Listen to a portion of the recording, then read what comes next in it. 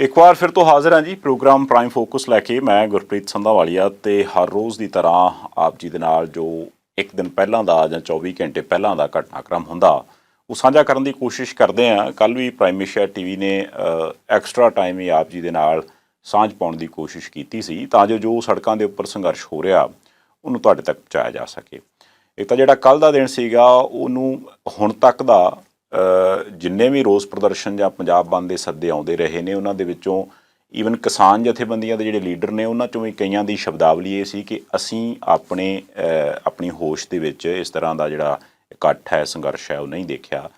पर फिर भी 40 सालों तो उपर की आवाज़ तो अजे भी आ रही जिहदे च ये कहा जा रहा कि 40 साल बाद जाके किते इस तरह पंजाब का एक एक बच्चा एक एक बशर जिहड़ा है वो अपने तौर पर इस संघर्ष दे विच कुद्या। सो ਉਹਦੇ ਲਈ ਸਮੁੱਚੇ ਪੰਜਾਬੀਆਂ ਨੂੰ ਵਧਾਈ ਹੈ ਕਿ ਜਿਸ ਏਕਤਾ ਦੀ ਜਾਂ ਜਿਸ ਏਕੇ ਦੀ ਗੱਲ ਆਪਾਂ ਕਰ ਰਹੇ ਸੀ ਉਹ ਉਸ ਚੀਜ਼ ਦੇ ਉੱਪਰ ਖਰੇ ਉਤਰੇ। ਬਾਕੀ ਕਿਵੇਂ ਕਿਵੇਂ ਉਹ ਸਾਰਾ ਕੁਝ ਰਿਹਾ ਉਹਦੇ ਵਿੱਚ ਕਿਹੜੀ ਕਿਹੜੀ ਚੀਜ਼ ਨੂੰ ਸਲਾਹਿਆ ਜਾਣਾ ਚਾਹੀਦਾ ਤੇ ਕਿਹੜੀ ਕਿਹੜੀ ਚੀਜ਼ ਦੀ ਥੋੜੀ ਬਹੁਤ ਨੁਕਤਾਚੀਨੀ ਵੀ ਕਰਨੀ ਬਣਦੀ ਆ ਉਹ ਆਪਾਂ ਗੱਲਾਂ ਕਰਾਂਗੇ। ਕੁਝ ਖਬਰਾਂ ਹੋਰ ਨੇ। ਸਭ ਤੋਂ ਪਹਿਲਾਂ ਆਪਾਂ ਪਰਵੀਰ ਬਾਠ ਹੋਰਾਂ ਨਾਲ ਜੋੜ ਲਈਏ। ਹੋਰ ਬਾਠ ਸਾਹਿਬ ਚੜ੍ਹਦੀ ਕਲਾ ਜੀ। ਠੀਕ ਹੈ ਜੀ, ਬਹੁਤ ਧੰਨਵਾਦ, ਸ਼ੁਕਰੀਆ। ਮੌਜਾਂ ਜੀ। ਮੌਜਾਂ ਜੀ ਮੌਜਾਂ। ਸੰਧਾਲੀਆ ਸਾਹਿਬ ਦੇਖੋ, ਕੱਲ੍ਹ ਮੈਨੂੰ ਇੱਦਾਂ ਲੱਗਾ ਕਿ ਆਪਣੇ ਜਿਹੜੇ ਟੱਬਰ ਦੇ ਮੈਂਬਰ ਆ ਨਾ ਉਹ ਗੱਲ ਵੀ ਸੁਣਦੇ ਆ, ਗੱਲ ਸੁਣ ਕੇ ਇੱਧਰਲੇ ਕੰਨ 'ਚ ਪਾ ਕੇ ਉੱਧਰਲੇ ਕੰਨ 'ਚੋਂ ਕੱਢਦੇ ਵੀ ਨਹੀਂ ਗੇ ਨਾ, ਕਈ ਵਾਰੀ ਉਹ ਰੱਖ ਲੈਂਦੇ ਆ। ਸਾਡੇ ਕੋਲ ਵੀ ਜਿਹੜੀਆਂ ਗੱਲਾਂ ਹੁੰਦੀਆਂ ਪ੍ਰਾਈਮ ਏਸ਼ੀਆ ਟੀਵੀ ਦੇ ਟੱਬਰ ਦੇ ਮੈਂਬਰਾਂ ਦੀਆਂ ਆਈਆਂ ਗਈਆਂ ਹੁੰਦੀਆਂ, ਹੋਰ ਆਪਾਂ ਕਿਹੜਾ ਕੋਈ ਵਿਸ਼ੇਸ਼ ਕਿਤਾਬ ਪੜ੍ਹਦੇ ਆ ਨਾ। ਪਰ ਜਿਹੜਾ ਕੱਲ੍ਹ ਦਾ ਬੰਦ ਦਾ ਸੱਦਾ ਸੀ, ਪਿਛਲੇ ਕਈ ਦਿਨਾਂ ਤੋਂ ਆਪਾਂ ਪਰਿਵਾਰ 'ਚ ਬੈਠ ਕੇ ਇੱਦਾਂ ਹੀ ਸਲਾਹਾਂ ਰੋਜ਼ ਕਰਦੇ ਸੀ ਦੋਨੇ ਹੀ ਭਰਾ ਕਿ ਕਿਵੇਂ ਹੋਣਾ ਚਾਹੀਦਾ। ਹੁਣ ਤੁਸੀਂ ਜਿਹੜੀ ਗੱਲ ਆਖੀ ਹੈ ਕਿ ਭਾਈ ਕਿਸਾਨ ਜਥੇਬੰਦੀਆਂ ਨੇ ਵੀ ਆਖਿਆ ਕਿ ਸਾਰਾ ਕੁਝ ਠੀਕ ਰਿਹਾ, ਠੀਕ ਕਿਵੇਂ ਰਿਹਾ ਨਾ, ਇਹ ਪੜਚੋਲ ਕਰਨੀ ਬਹੁਤ ਜ਼ਰੂਰੀ ਹੁੰਦੀ ਹੈ। ਹੋ ਸਕਦਾ ਕਿ ਬਹੁਤ ਸਾਰੇ ਲੋਕ ਸੀ ਜਿਹੜੇ ਪਹਿਲੀ ਵਾਰ ਧਰਨੇ ਪ੍ਰਦਰਸ਼ਨ ਤੇ ਗਏ।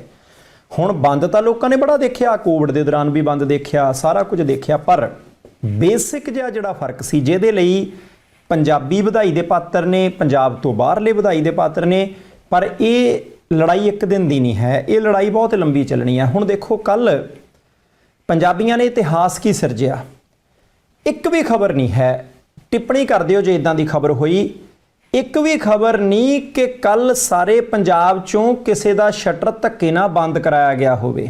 ਨਹੀਂ ਤਾਂ ਪੰਜਾਬ ਦੇ ਬਾਜ਼ਾਰਾਂ ਦੇ ਵਿੱਚ ਜੇ ਕੋਈ ਧਿਰ ਸੱਦਾ ਦਿੰਦੀ ਸੀ ਨਾ ਕਿ ਭਲਕੇ ਬੰਦ ਚਾਹੀਦਾ, ਉਹ 25-30 ਜਾਣੇ ਡਾਂਗਾ ਲੈ ਕੇ ਘੁੰਮਦੇ ਹੁੰਦੇ ਆ, ਹਾਂ ਬਈ ਤੂੰ ਸ਼ਟਰ ਚੱਕਿਆ। ਜੇ ਕੋਈ ਸਕੂਟਰ ਮੋਟਰਸਾਈਕਲ ਤੇ ਜਾਂਦਾ, ਹਾਂ ਬਈ ਕਿੱਧਰ ਨੂੰ ਚੱਕਿਆ ਨਾ। ਸਾਡੇ ਕੋਲ ਇੱਕ ਵੀ ਤੱਥ ਨਹੀਂ, ਇੱਕ ਵੀ ਜਾਣਕਾਰੀ ਨਹੀਂ, ਇੱਕ ਵੀ ਵੀਡੀਓ ਨਹੀਂ, ਇੱਕ ਵੀ ਫੋਟੋ ਨਹੀਂ, ਕਿਸੇ ਬੰਦੇ ਨੇ ਕੰਪਲੇਂਟ ਨਹੀਂ ਕੀਤੀ। ਇਹਦਾ ਮਤਲਬ ਹੈ ਕਿ ਪਹਿਲੀ ਗੱਲ ਕਿ ਪੰਜਾਬ ਦੇ ਇਸ ਦਰਦ ਨੂੰ ਖੇਤੀਬਾੜੀ ਕਰਨ ਵਾਲੇ ਕਿਸਾਨ ਨੇ, ਮਜ਼ਦੂਰ ਨੇ, ਦੁਕਾਨਦਾਰ ਨੇ, ਡਾਕਟਰ ਨੇ, ਵਕੀਲ ਨੇ, ਡਰਾਈਵਰ ਨੇ, ਕੰਡਕਟਰ ਨੇ, ਜਾਣੀ ਕਿ ਸਾਰਿਆਂ ਨੇ ਸਮਝਿਆ।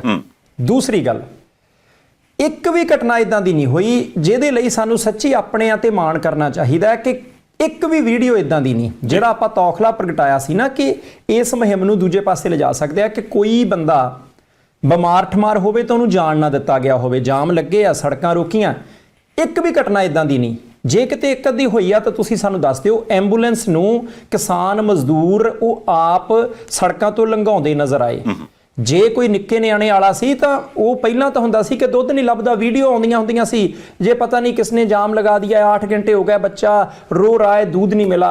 ਉਹ ਮੈਂ ਇੱਕ ਵੀਡੀਓ ਦੇਖਦਾ ਸੀ, ਉਹਦੇ ਵਿੱਚੋਂ ਕਈ ਜਾਣੀ ਉਹਦੇ ਕੋਲੇ ਦੁੱਧ ਵੀ ਵਾਧੂ, ਬਿਸਕੁਟ ਵੀ ਵਾਧੂ, ਪਾਣੀ ਵੀ ਵਾਧੂ, ਤੇ ਉਸ ਬੀਬੀ ਨੂੰ ਲਾਂਘਾ ਵੀ ਦਿੱਤਾ ਕਿ ਭਾਈ ਇਹਨਾਂ ਨੂੰ ਘਰੇ ਜਾਣ ਦਿਓ, ਕੋਈ ਗੱਲ ਨਹੀਂ। ਜਾਣੀ ਸਾਥ ਲੈਣਾ ਬਹੁਤ ਜ਼ਰੂਰੀ ਹੁੰਦਾ। ਸੰਧਾਲੀਆ ਸਾਹਿਬ ਤੁਸੀਂ ਅਕਸਰ ਗੱਲ ਕਰਦੇ ਹੁੰਦੇ ਆ ਜਦੋਂ ਆਪਾਂ ਪ੍ਰੋਗਰਾਮ ਤੋਂ ਬਿਨਾਂ ਵੀ, ਕਿ ਜਦੋਂ ਹਰਿਆਣੇ 'ਚ ਜਾਟ ਰਾਖਵਾਂਕਰਨ ਅੰਦੋਲਨ ਹੋਇਆ, ਰਾਜਸਥਾਨ 'ਚ ਗੁੱਜਰ ਭਾਈਚਾਰੇ ਦਾ ਅੰਦੋਲਨ ਹੋਇਆ, ਹਾਲਾਂਕਿ ਉਹ ਟੀਚੇ ਉਦੇਸ਼ ਕੁਝ ਹੋਰ ਸੀ, ਵੱਖਰੇ ਸੀ, ਪਰ ਅੰਦੋਲਨ ਸੀ, ਸੜਕਾਂ ਰੁਕੀਆਂ, ਅੱਗਾਂ ਲੱਗੀਆਂ, ਵੀ ਕੁਛ ਹੋਇਆ, ਲੋਕ ਤੰਗ ਹੋਏ। ਅੰਦੋਲਨਾਂ ਦਾ ਸਿੱਟਾ ਕਿ ਨਿਕਲਿਆ? ਕੁਛ ਨਹੀਂ, ਕਿਉਂਕਿ ਲੋਕਾਂ ਦੀ ਹਮਦਰਦੀ ਗਵਾ ਲੈਂਦੇ ਨਾ ਕਈ ਵਾਰੀ, ਪਰ ਇੱਥੇ ਲੋਕਾਂ ਦੀ ਹਮਦਰਦੀ ਹਾਸਲ ਹੋਈ ਹੈ। ਪੰਜਾਬੀਆਂ ਨੇ ਭਾਈਚਾਰਾ ਕਾਇਮ ਰੱਖਿਆ, ਉਹਦੇ ਲਈ ਵਧਾਈ ਦੇ ਪਾਤਰ ਹੈ। ਅੱਗੇ ਉਹ ਮੁਸਤੈਦ ਰਹੋ, ਅੱਖਾਂ ਖੋਲ੍ਹ ਕੇ ਰੱਖਣੀਆਂ। ਬਾਠ ਸਾਹਿਬ ਕੱਲ੍ਹ ਵਾਲੇ ਨਾ ਪ੍ਰਦਰਸ਼ਨ ਤੋਂ ਇੱਕ ਚੀਜ਼ ਹੋਰ ਜਿਹੜੀ ਕਿ ਸ਼ਾਇਦ ਨਹੀਂ ਕੈਲਕੂਲੇਟ ਕੀਤੀ ਗਈ, ਤੇ ਮੈਂ ਚਾਹੁੰਦਾ ਕਿ ਆਪਾਂ ਜ਼ਰੂਰ ਆਪਣੇ ਪਲੇਟਫਾਰਮ ਤੋਂ ਗੱਲ ਕਰੀਏ। ਜਿਹੜੇ ਦਿੱਲੀ ਦਰਬਾਰ ਦੇ ਵਿੱਚ ਬੈਠੇ ਵੱਡੇ ਵੱਡੇ ਸਿਰਾਂ ਵਾਲੇ ਕਹਿ ਲਓ ਕਿ ਵੀ ਉਹ ਅਰਥ ਸ਼ਾਸਤਰੀ ਨੇ, ਜਿਨ੍ਹਾਂ ਨੇ ਹਿਸਾਬ ਲਾਉਣਾ ਹੁੰਦਾ ਵੀ ਇੰਨੇ ਪਰਸੈਂਟੇਜ ਇਹ, ਇੰਨੇ ਪਰਸੈਂਟੇਜ ਉਹ ਭਾਵੇਂ ਅੱਧਾ %, 1% ਦੀ ਵਾਧ ਘਾਟ ਕਰਨ, ਪਰ ਫਿਰ ਵੀ ਉਹ ਕਈ ਲੱਖ ਕਰੋੜ ਦੀ ਜਿਹੜੀ ਹਿਸਾਬ ਕਿਤਾਬ ਆ ਉਹ ਕਰ ਜਾਂਦੇ ਆ। ਉਹਨਾਂ ਨੂੰ ਮੇਰੇ ਖਿਆਲ ਨਾਲ ਇੱਕ ਚੀਜ਼ ਦਾ ਸੁਨੇਹਾ ਤੇ ਚਲੇ ਗਿਆ ਹੋਣਾ ਕਿ ਵੀ ਗੱਲ ਸਿਰਫ ਤੇ ਸਿਰਫ ਖੇਤੀ ਦੀ ਕੀਤੀ ਅਸੀਂ, ਐਂਡ ਉਸ ਖੇਤੀ ਦਾ ਕਰਕੇ ਪੰਜਾਬ ਦੇ ਵਿੱਚ ਉਹ ਕਹਿੰਦੇ ਆ ਕਿ ਇੱਕ ਕਿਸਾਨ ਨੂੰ ਫਰਕ ਪੈਣਾ। ਪਰ ਇਹਦਾ ਮਤਲਬ ਇਹ ਹੋ ਗਿਆ ਕਿ ਜਿਹੜਾ ਇਹ ਕਿਹਾ ਜਾਂਦਾ ਹੈ ਕਿ ਪੰਜਾਬ ਦੀ ਆਰਥਿਕਤਾ ਹੀ ਕਿਸਾਨੀ ਦੇ ਉੱਪਰ ਚੱਲਦੀ ਆ, ਇਹਦਾ ਸੁਨੇਹਾ ਵੀ ਇੱਕ ਤਰ੍ਹਾਂ ਨਾਲ ਚਲਾ ਗਿਆ। ਜਿੱਦਾਂ ਤੁਸੀਂ ਗੱਲ ਕੀਤੀ ਨਾ ਸਟਾਰਟਿੰਗ 'ਚ ਕਿ ਜਿਹੜਾ ਬੰਦਾ ਦੁਕਾਨਦਾਰ ਆ ਜਾਂ ਕੋਈ ਹੋਰ ਕੰਮ ਧੰਦਾ ਕਰਨ ਵਾਲਾ, ਉਹਨੂੰ ਵੀ ਲੱਗਿਆ ਵੀ ਨਹੀਂ ਯਾਰ ਜੇ ਸਾਰਾ ਕੁਛ ਇੱਦਾਂ ਹੋ ਗਿਆ ਤੇ ਆਪਣਾ ਕੰਮ ਹੀ ਖਤਮ ਹੀ ਆ ਲਗਭਗ। ਹੁਣ ਦੇਖੋ GT ਰੋਡ ਜਿਹੜੇ ਨੇ ਉਹਨਾਂ ਦੇ ਉੱਪਰ ਤੇ ਆਪਾਂ ਅੱਗੇ ਵੀ ਦੇਖਦੇ ਹਾਂ ਵੀ ਚਲੋ ਦੁਕਾਨਾਂ ਬੰਦ ਨੇ, ਪਰ ਜਿਹੜੇ ਵੱਡੇ ਸ਼ਹਿਰਾਂ ਦੀਆਂ ਅੰਦਰਲੀਆਂ ਦੁਕਾਨਾਂ ਨੇ ਜਿਹੜਾ ਇਹ ਵੀ ਪਤਾ ਵੀ ਉੱਥੇ ਕਿਸੇ ਗਲੀ ਮਹੱਲੇ ਦੇ ਵਿੱਚ ਕੋਈ ਪੁਲਿਸ ਵਾਲਾ ਵੀ ਨਹੀਂ ਖਲੋਤਾ, ਕੋਈ ਪ੍ਰਦਰਸ਼ਨ ਵਾਲੇ ਤਾਂ ਬੜੀ ਦੂਰ ਦੀ ਗੱਲ ਹੈ। ਉਹ ਦੁਕਾਨਾਂ ਵੀ ਜਦੋਂ ਬੰਦ ਹੋ ਜਾਣ ਤੇ ਫਿਰ ਤਾਂ ਮੇਰੇ ਖਿਆਲ ਨਾਲ ਇਹ ਸਮਝ ਲੈਣਾ ਚਾਹੀਦਾ ਨਾ ਉੱਪਰ ਵਾਲੇ ਬੈਠਿਆਂ ਨੂੰ ਕਿ ਭਾਈ ਸਾਹਿਬ ਉਸ ਬੰਦੇ ਨੂੰ ਘਰੇ ਬੈਠੇ ਨੂੰ ਪਤਾ ਵੀ ਜਿਹੜਾ ਮੈਂ ਸ਼ਟਰ ਜਾ ਕੇ ਖੋਲਦਾ ਉਸ ਸ਼ਟਰ ਤੇ ਸਵੇਰੇ ਧੂਫ ਬੱਤੀ ਕਰਕੇ ਤੇ ਜਿਹੜਾ ਇਹ ਦੁਆ ਕੀਤੀ ਜਾਂਦੀ ਹੈ ਵੀ ਜਿਹੜਾ ਬੰਦਾ 2 ਪੌੜੀਆਂ ਚੜ੍ਹੇ ਉਹ ਕੁਛ ਨਾ ਕੁਛ ਲੈ ਕੇ ਜਾਵੇ ਗਾਹਕ। ਜੇ ਉਹ ਗਾਹਕ ਹੀ ਘਰੇ ਰਹਿ ਗਿਆ, ਜੇ ਉਹ ਬੰਦਾ ਹੀ ਆਪਣੀ ਰੋਟੀ ਤੋਂ ਹੱਥ ਧੋ ਕੇ ਬਹਿ ਗਿਆ ਤੇ ਫਿਰ ਮੇਰੀ ਜਿਹੜਾ ਦੁਕਾਨ ਦਾ ਸ਼ਟਰ ਉਹ ਕਿੰਨਾ ਚਿਰ ਖੁੱਲ੍ਹਾ ਰਹਿਣਾ। ਮੇਰੇ ਖਿਆਲ ਨਾਲ ਇਹ ਵੀ ਇੱਕ ਮੈਸੇਜ ਚਲਾ ਗਿਆ ਕਿ ਪੰਜਾਬ ਦੀ ਆਰਥਿਕਤਾ ਜਾਂ ਅਰਥਚਾਰਾ ਉਹ ਧੜਕਦਾ ਹੀ ਕਿਸਾਨੀ ਦੇ ਆਲੇ ਦੁਆਲੇ ਆ। ਜੀ, ਇਹ ਸੰਧਾਲੀਆ ਸਾਹਿਬ ਤੁਸੀਂ ਬਿਲਕੁਲ ਠੀਕ ਪੁਆਇੰਟ ਜਿਹੜਾ ਉਹ ਚੁੱਕਿਆ, ਉਹਦੇ ਵਿੱਚੋਂ ਇੱਕ ਬਿੰਦੂ ਜਿਹੜਾ ਤੁਸੀਂ ਚੱਕ ਲਿਆ ਜਿਹੜਾ ਬੜਾ ਇੰਪੋਰਟੈਂਟ ਸੀ, ਕਿਉਂਕਿ ਸੰਦੇਸ਼ ਜਾਣਾ ਬਹੁਤ ਜ਼ਰੂਰੀ ਹੁੰਦਾ। 3 ਕਰੋੜ ਆਬਾਦੀ ਹੈ ਪੰਜਾਬ ਦੀ, ਤਕਰੀਬਨ 3 ਕਰੋੜ ਲੋਕਾਂ ਨੇ ਸੜਕ ਤੇ ਨਹੀਂ ਆਉਣਾ ਹੁੰਦਾ, ਨਾ ਲੋੜ ਸੀ। ਲੋਕਾਂ ਨੇ ਘਰੀ ਰਹਿਣਾ, ਕੁਝ ਹਜ਼ਾਰ ਲੋਕਾਂ ਨੇ ਹੀ ਸੜਕ ਤੇ ਆਉਣਾ ਸੀ ਤੇ ਉਹ ਆਏ।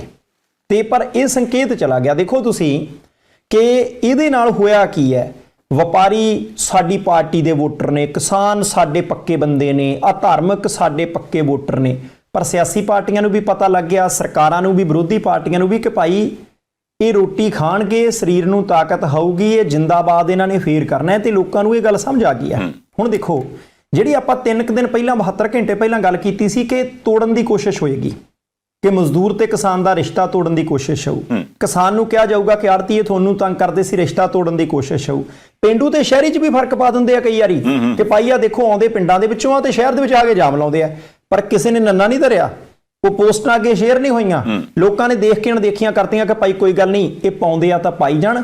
ਪਰ ਪੰਜਾਬ ਸੰਕੇਤ ਦੇਣ ਦੇ ਵਿੱਚ ਕਾਮਯਾਬ ਹੋਇਆ, ਇਹਦੇ ਵਿੱਚ ਕੋਈ ਦੋ ਰਾਏ ਨਹੀਂ। ਹੁਣ ਕਮਾਲ ਦੀ ਗੱਲ ਦੇਖੋ, ਧਾਰਮਿਕ ਸੰਸਥਾਵਾਂ ਜਿਹੜੀਆਂ ਨੇ, ਕਲਾਕਾਰ ਸਾਡੇ ਜਿਹੜੇ ਆ, ਸਾਰੇ ਜਦੋਂ ਇੱਕ ਥਾਂ ਤੇ ਇਕੱਠੇ ਹੋ ਗਏ। ਮੈਂ ਇੱਕ ਹੋਰ ਜਿਹੜੀ ਕਮਾਲ ਦੀ ਗੱਲ ਦੱਸਾਂ ਕਿ ਆਰਡੀਨੈਂਸਾਂ ਦਾ ਕੀ ਹੋਣਾ ਇਹ ਸਰਕਾਰਾਂ ਦਰਬਾਰਾਂ ਦੇ ਉੱਤੇ ਤੇ ਇਸ ਸੰਘਰਸ਼ ਦੇ ਅਨੁਸ਼ਾਸਨ ਦੇ ਉੱਤੇ ਨਿਰਭਰ ਕਰਦਾ ਹੈ ਕਿ ਅਸੀਂ ਕਿੰਨਾ ਕੁ ਖਿੱਚਦੇ ਇਹਨੂੰ, ਕਿੰਨਾ ਕੁ ਪ੍ਰਭਾਵਸ਼ਾਲੀ ਬਣਾਉਂਦੇ ਆ। ਪਰ ਹੁਣ ਤੱਕ ਸੰਧਾਲੀਆ ਸਾਹਿਬ ਪੰਜਾਬ ਦੀਆਂ ਗੱਲਾਂ ਹੁੰਦੀਆਂ ਕੀ ਸੀ? ਮੈਂ 1.5 ਮਿੰਟ ਲੈਣਾ ਤੁਹਾਡਾ। ਜੀ ਜੀ।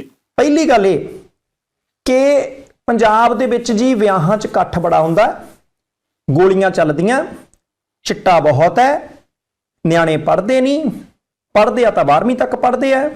ਪੰਜਾਬ 'ਚ ਕੋਈ ਰਹਿਣਾ ਨਹੀਂ ਚਾਹੁੰਦਾ, ਇਹ ਮਿਹਨਤੀ ਨਹੀਂ ਹੈਗੇ, ਇਹਨਾਂ ਨੂੰ ਆਪਣੇ ਤੋਂ ਇਲਾਵਾ ਪਤਾ ਕਿਸੇ ਦਾ ਨਹੀਂ। ਮਾਪਿਆਂ ਦੇ ਗਲ 'ਚ ਗੂਠਾ ਦੇ ਕੇ ਬੁਲਟ ਮੰਗਦੇ ਆ, ਮਾਪਿਆਂ ਦੇ ਗਲ 'ਚ ਗੂਠਾ ਦੇ ਕੇ ਮਹਿੰਗਾ ਟੈਲੀਫੋਨ ਮੰਗਦੇ ਆ। ਇਹਨਾਂ ਨੂੰ ਕਿਸੇ ਨੂੰ ਬੁਲਾਉਣ ਚਲਾਉਣ ਦਾ ਪਤਾ ਨਹੀਂ, ਇਹਨਾਂ ਨੂੰ ਆਲੇ ਦੁਆਲੇ ਦਾ ਪਤਾ ਨਹੀਂ। ਇਹ ਐਂ ਕਰਦੇ ਔਂ ਕਰਦੇ, ਅਸੀਂ ਆਹ ਕੁਛ ਹੀ ਸੁਣਦੇ ਸੀ ਜੀ, ਇਹ ਬਾਲ ਐਂ ਖੜੇ ਕਰਾ ਲੈਂਦੇ ਆ, ਐਂ ਰੰਗਾ ਲੈਂਦੇ ਆ, ਇਹ ਪਟਾਕੇ ਪਵਾਉਂਦੇ ਆ, ਇਹ ਟੋਚਨ ਮੁਕਾਬਲੇ ਕਰਾਉਂਦੇ ਆ। ਪਿਛਲੇ 8-10 ਸਾਲਾਂ ਦੇ ਵਿੱਚ ਸੋਸ਼ਲ ਮੀਡੀਆ ਤੇ ਵੀ ਇਹਨਾਂ ਦੀ ਭਰਮਾਰ ਸੀ ਤੇ ਚਰਚਾ ਵੀ ਇਹੀ ਸੀ।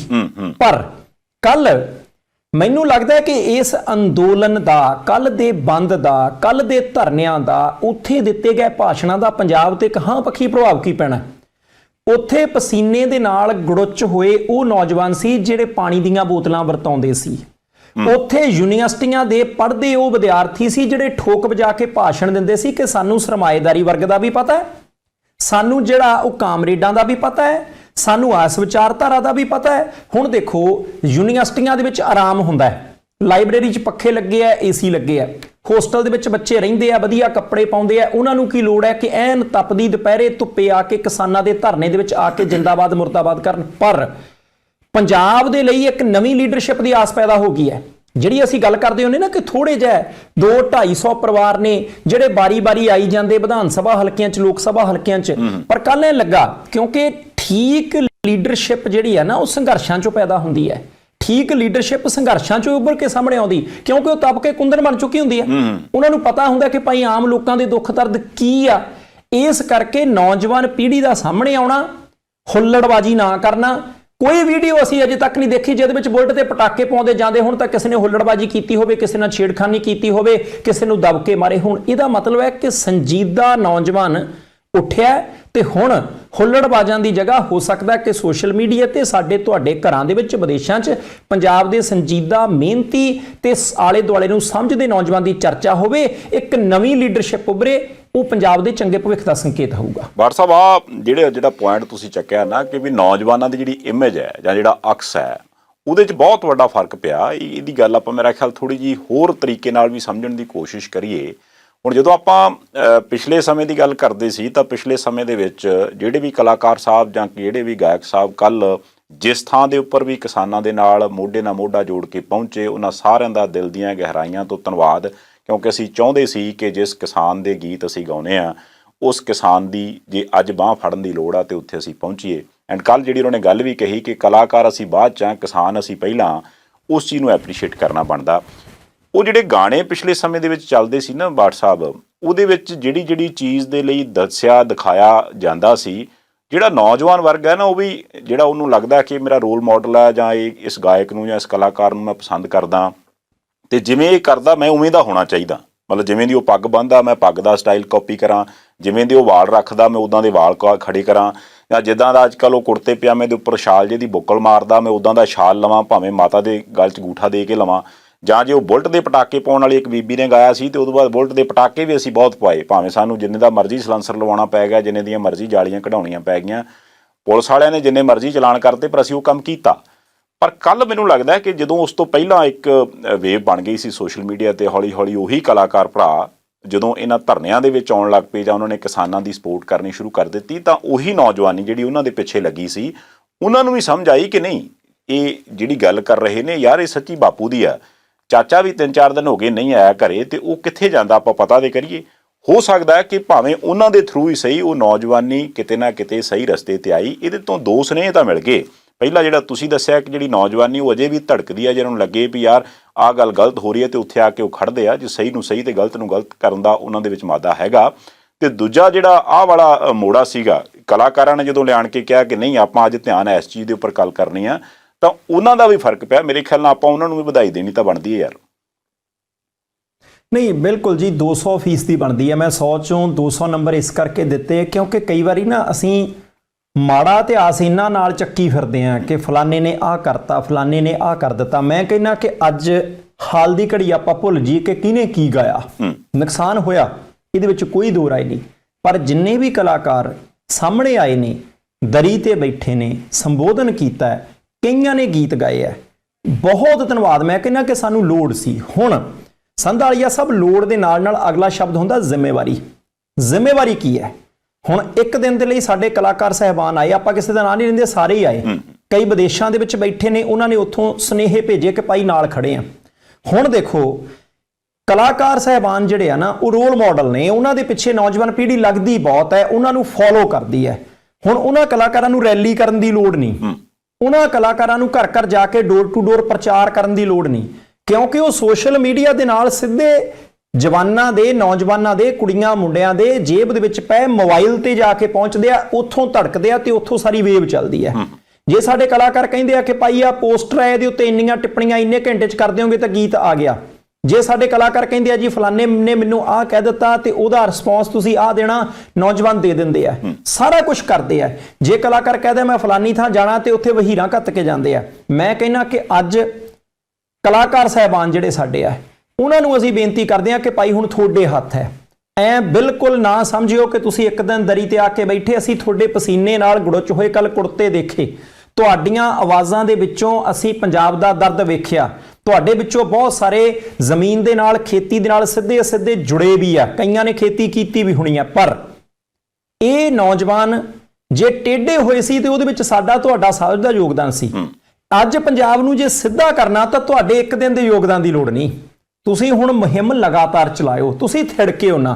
ਕਿਉਂਕਿ ਜੇ ਨੌਜਵਾਨ ਪੀੜ੍ਹੀ ਨੂੰ ਅੱਜ ਮਾੜਾ ਮੋਟਾ ਉੱਗਣ ਦਾ, ਵਿਗਸਣ ਦਾ, ਮੌਲਣ ਦਾ, ਅੱਗੇ ਵਧਣ ਦਾ, ਕੁਝ ਠੀਕ ਵਿਚਾਰ ਕਰਨ ਦਾ ਮੌਕਾ ਮਿਲਿਆ, ਇਹ ਜਿਹੜੇ ਤੁਹਾਡੇ ਕਹਿਣ ਦੇ ਉੱਤੇ ਮਾਪਿਆਂ ਨਾਲ ਲੜ ਕੇ ਵੀ, ਉਹਨਾਂ ਨੂੰ ਅੱਗੇ ਪਿੱਛੇ ਹੋ ਕੇ ਕੰਮ ਕਰ ਛੱਡ ਕੇ ਵੀ ਉੱਥੇ ਪਹੁੰਚਦੇ ਆ, ਤੁਸੀਂ ਇਹਨਾਂ ਨੂੰ ਸਿੱਧੇ ਰਾਹੇ ਪਾ ਸਕਦੇ ਆ। ਤੁਹਾਡੇ ਕੋਲੇ ਹੁਣ ਇਹਨਾਂ ਨੂੰ ਸਿੱਧੇ ਰਾਹੇ ਪਾਉਣ ਦੀ ਤਰਕੀਬ ਹੈਗੀ ਆ, ਪਰ ਤੁਹਾਡੇ ਗੀਤ ਕਿਹੋ ਜਿਹੇ ਹੋਣਗੇ, ਤੁਹਾਡੇ ਬੋਲ ਕਿਹੋ ਜਿਹੇ ਹੋਣਗੇ, ਕਿਉਂਕਿ ਨੌਜਵਾਨ ਪੀੜ੍ਹੀ ਜੇ ਰਾਹੇ ਛੇਤੀ ਪੈਂਦੀ ਆ ਤਾਂ ਕੁਰਾਹੇ ਵੀ ਛੇਤੀ ਪੈਂਦੀ ਹੈ। ਹੁਣ ਅਸੀਂ ਆਉਣ ਵਾਲੇ ਸਮੇਂ 'ਚ ਤੁਹਾਡੀ ਨਿਰੰਤਰਤਾ ਚਾਹੁੰਦੇ ਆ, ਲਗਾਤਾਰਤਾ ਚਾਹੁੰਦੇ ਆ।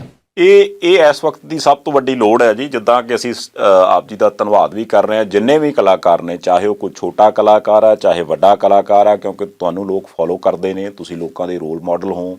ਐਂਡ ਤੁਸੀਂ ਜਿਸ ਤਰ੍ਹਾਂ ਆ ਕੇ ਉੱਥੇ ਦਰੀਆਂ 'ਤੇ ਬੈਠੇ, ਐਂਡ ਤੁਸੀਂ ਦਰੀਆਂ 'ਤੇ ਬਹਿ ਕੇ ਆਪਣੇ ਆਪ ਦਾ ਜਿਹੜਾ ਉਹ ਪਹਿਲੇ ਵਾਲਾ ਇੱਕ ਰੂਪ ਸੀਗਾ ਜਿਹਦੇ ਵਿੱਚ ਵੱਡੀ ਸਾਰੀ ਗੱਡੀ ਆਪਾਂ ਆਮ ਤੌਰ 'ਤੇ ਵਿਖਾਉਂਦੇ ਹਾਂ ਅਤੇ ਉਸ ਤੋਂ ਬਾਅਦ ਪਰਵਾਹ ਨਹੀਂ ਆਪਾਂ ਕਿਸੇ ਦੀ ਕਰੀ ਦੀ, ਉਹਨੂੰ ਛੱਡ ਕੇ ਇੱਕ ਆਮ ਸਧਾਰਨ ਕਿਸਾਨ ਜਾਂ ਆਮ ਜਿਵੇਂ ਦਾ ਇੱਕ ਪੰਜਾਬ ਦਾ ਨੌਜਵਾਨ ਹੈ, ਉਸ ਰੂਪ ਦੇ ਵਿੱਚ ਜਿਵੇਂ ਤੁਸੀਂ ਸਾਹਮਣੇ ਆਏ, ਉਹਦੇ ਲਈ ਅਸੀਂ ਆਪ ਸਭ ਦਾ ਬੜਾ ਧੰਨਵਾਦ ਕਰਦੇ ਹਾਂ ਅਤੇ ਆਸ ਕਰਦੇ ਹਾਂ ਵੀ ਇਨ ਫਿਊਚਰ ਵੀ ਤੁਸੀਂ ਇਹਨਾਂ ਸਾਰੀਆਂ ਚੀਜ਼ਾਂ ਦਾ ਖਿਆਲ ਰੱਖੋਗੇ ਕਿ ਜੇ ਨੌਜਵਾਨੀ ਵਾਕਿਆ ਹੀ ਇਸ ਹੱਦ ਤੱਕ ਸਾਨੂੰ ਫੋਲੋ ਕਰਦੀ ਹੈ ਤੇ ਅਸੀਂ ਚੰਗੇ ਵਾਲੇ ਪਾਸੇ ਨੂੰ ਲਿਜਾ ਸਕਦੇ ਹਾਂ। ਅਸੀਂ ਹੋਰ ਜਿਹੜਾ ਕੋਈ ਸੰਘਰਸ਼ ਹੈ ਉਹਦਾ ਕੋਈ ਨਾ ਕੋਈ ਚੰਗਾ ਫਰੂਟਫੁਲ ਨਤੀਜਾ ਜਿਹੜਾ ਹੈ ਉਹ ਕੱਢ ਸਕਦੇ ਹਾਂ। ਪਰ ਇੱਥੇ WhatsApp ਆਪਾਂ ਉਹਨਾਂ ਕਲਾਕਾਰਾਂ ਦੀ ਗੱਲ ਵੀ ਕਰ ਲਈਏ ਜਿਹੜੇ ਕਈ ਵਾਰ ਪੰਜਾਬੀ ਗਾਣੇ ਵੀ ਗਾਉਂਦੇ ਆ, ਪੰਜਾਬ ਦੇ ਨਾਲ ਵਾਬਸਤਾ ਵੀ ਹੈਗੇ ਆ ਅਤੇ ਪੰਜਾਬੀ ਕਹਿ ਕੇ ਬਾਲੀਵੁੱਡ ਦੇ ਵਿੱਚ ਫਿਲਮਾਂ ਵੀ ਵੇਚ ਲਈਆਂ। ਉਹਨਾਂ ਦਾ ਤਾਂ ਬਿਲਕੁਲ ਹੀ ਰੋਲ ਦੂਸਰੇ ਪਾਸੇ ਦਾ ਸੀਗਾ। ਇਹਦਾ ਮਤਲਬ ਜਦੋਂ ਇਹ ਜਿਹੜੇ ਕਲਾਕਾਰ ਆਪਾਂ ਕੱਲ੍ਹ ਵੇਖੇ, ਇਹਨਾਂ ਨੂੰ ਅਜੇ ਸਿਆਸੀ ਕੀੜੇ ਨੇ ਡੰਗ ਨਹੀਂ ਮਾਰਿਆ, ਇਸ ਕਰਕੇ ਇਹਨਾਂ ਨੂੰ ਦਰਦ ਆਪਣੇ ਚਾਚਿਆਂ ਤਾਇਆਂ ਪਿਓਾਂ ਭਰਾਵਾਂ ਦਾ ਆਉਂਦਾ। ਪਰ ਜਿਨ੍ਹਾਂ ਨੂੰ ਸਿਆਸੀ ਡੰਗ ਵੱਜ ਗਿਆ ਉਹਨਾਂ ਦੀ ਬੋਲੀ ਤਾਂ ਜਮਾਂ ਹੀ ਵੱਖਰੀ ਸੀ। ਨਾਮ ਮੈਨੂੰ ਲੈਣ ਦੀ ਲੋੜ ਨਹੀਂ, ਚਿਹਰੇ ਤੁਹਾਡੇ ਸਾਹਮਣੇ ਆ ਹੀ ਗਏ ਹੋਣੇ ਆ। ਨਹੀਂ ਦੇਖੋ, ਨਾ ਕਾਹਨੂੰ ਲੈਣਾ ਹੈ, ਪਰ ਸਾਰਿਆਂ ਨੂੰ ਪਤਾ ਹੈ। ਕੋਈ ਕਹਿੰਦਾ ਮੈਂ ਗਾਜਰਾਂ ਬੀਜੀਆਂ, ਕੋਈ ਕਹਿੰਦਾ ਮੈਂ ਬਾਜਰਾ ਬੀਜਿਆ, ਕੋਈ ਕਹਿੰਦਾ ਮੈਂ ਮੂੰਗ ਬੀਜੀ ਹੈ। ਪਰ ਮੈਂ ਹੈਰਾਨ ਹਾਂ ਕਿ ਇੱਦਾਂ ਵੀ ਕੋਈ ਹੋ ਸਕਦਾ? ਇੱਦਾਂ ਤੁਸੀਂ ਮੂੰਹ ਕਿੱਦਾਂ ਮੋੜ ਸਕਦੇ ਹੋ? ਇੱਦਾਂ ਕਿਵੇਂ ਹੋ ਸਕਦੇ ਹੋ? ਹੁਣ 2-3 ਜਮਾਤਾਂ ਪੈਦਾ ਹੋ ਗਈਆਂ, ਇੱਕ ਜਿਹੜੇ ਸਿੱਧੇ ਤੌਰ ਤੇ ਦੂਜੇ ਪਾਸੇ ਖੜ ਗਏ, ਇੱਕ ਆ ਜਿਹੜੇ ਪਸੀਨੇ ਦੇ ਵਿੱਚ ਗੜੁੱਚ ਹੋਏ ਖੜ ਗਏ। ਪਹਿਲਾਂ ਤਾਂ ਜਿਹੜੇ ਕੱਲ ਦਰੀਆਂ ਤੇ ਬੈਠੇ ਸੀ ਜਾਂ ਜਿਨ੍ਹਾਂ ਨੇ ਵਿਦੇਸ਼ਾਂ ਦੇ ਵਿੱਚ ਬੈਠੇ ਆ ਜਾਂ ਘਰੋਂ ਕਿਸੇ ਮਜਬੂਰੀ ਦੇ ਕਰਕੇ ਨਹੀਂ ਆ ਸਕੇ, ਸੰਦੇਸ਼ ਭੇਜੇ ਕਿ ਤੁਹਾਡੇ ਨਾਲ ਆ ਭਾਈ, ਉਹ ਤੁਸੀਂ 100 ਦੇ ਵਿੱਚੋਂ 50 ਨੰਬਰ ਤਾਂ ਪਹਿਲੇ ਲੈ ਗਏ। ਅਗਲੇ 50 ਤੁਹਾਨੂੰ ਹੁਣੇ ਦੱਸ ਕੇ ਹਟੇ ਕਿ ਤੁਸੀਂ ਲੈ ਜਾਣੇ ਆ। ਪਰ ਕੋਈ ਗੱਲ ਨਹੀਂ, ਰਾਜਨੀਤਿਕ ਪਾਰਟੀਆਂ ਨੇ ਨਾ ਆਉਣ ਵਾਲੇ 1.5 ਸਾਲ, ਮੈਂ ਕਲਾਕਾਰਾਂ ਨੂੰ ਇਹ ਵੀ ਬੇਨਤੀ ਕਰਦਾ ਕਿ ਤੁਹਾਡੀਆਂ ਜੇਬਾਂ ਦੇ ਵਿੱਚ ਆ ਕੇ ਟਿਕਟਾਂ ਪਾਉਣੀਆਂ ਕਿ ਭਾਈ ਆ ਲੜੋ ਸਾਡੀ ਪਾਰਟੀ ਵੱਲੋਂ।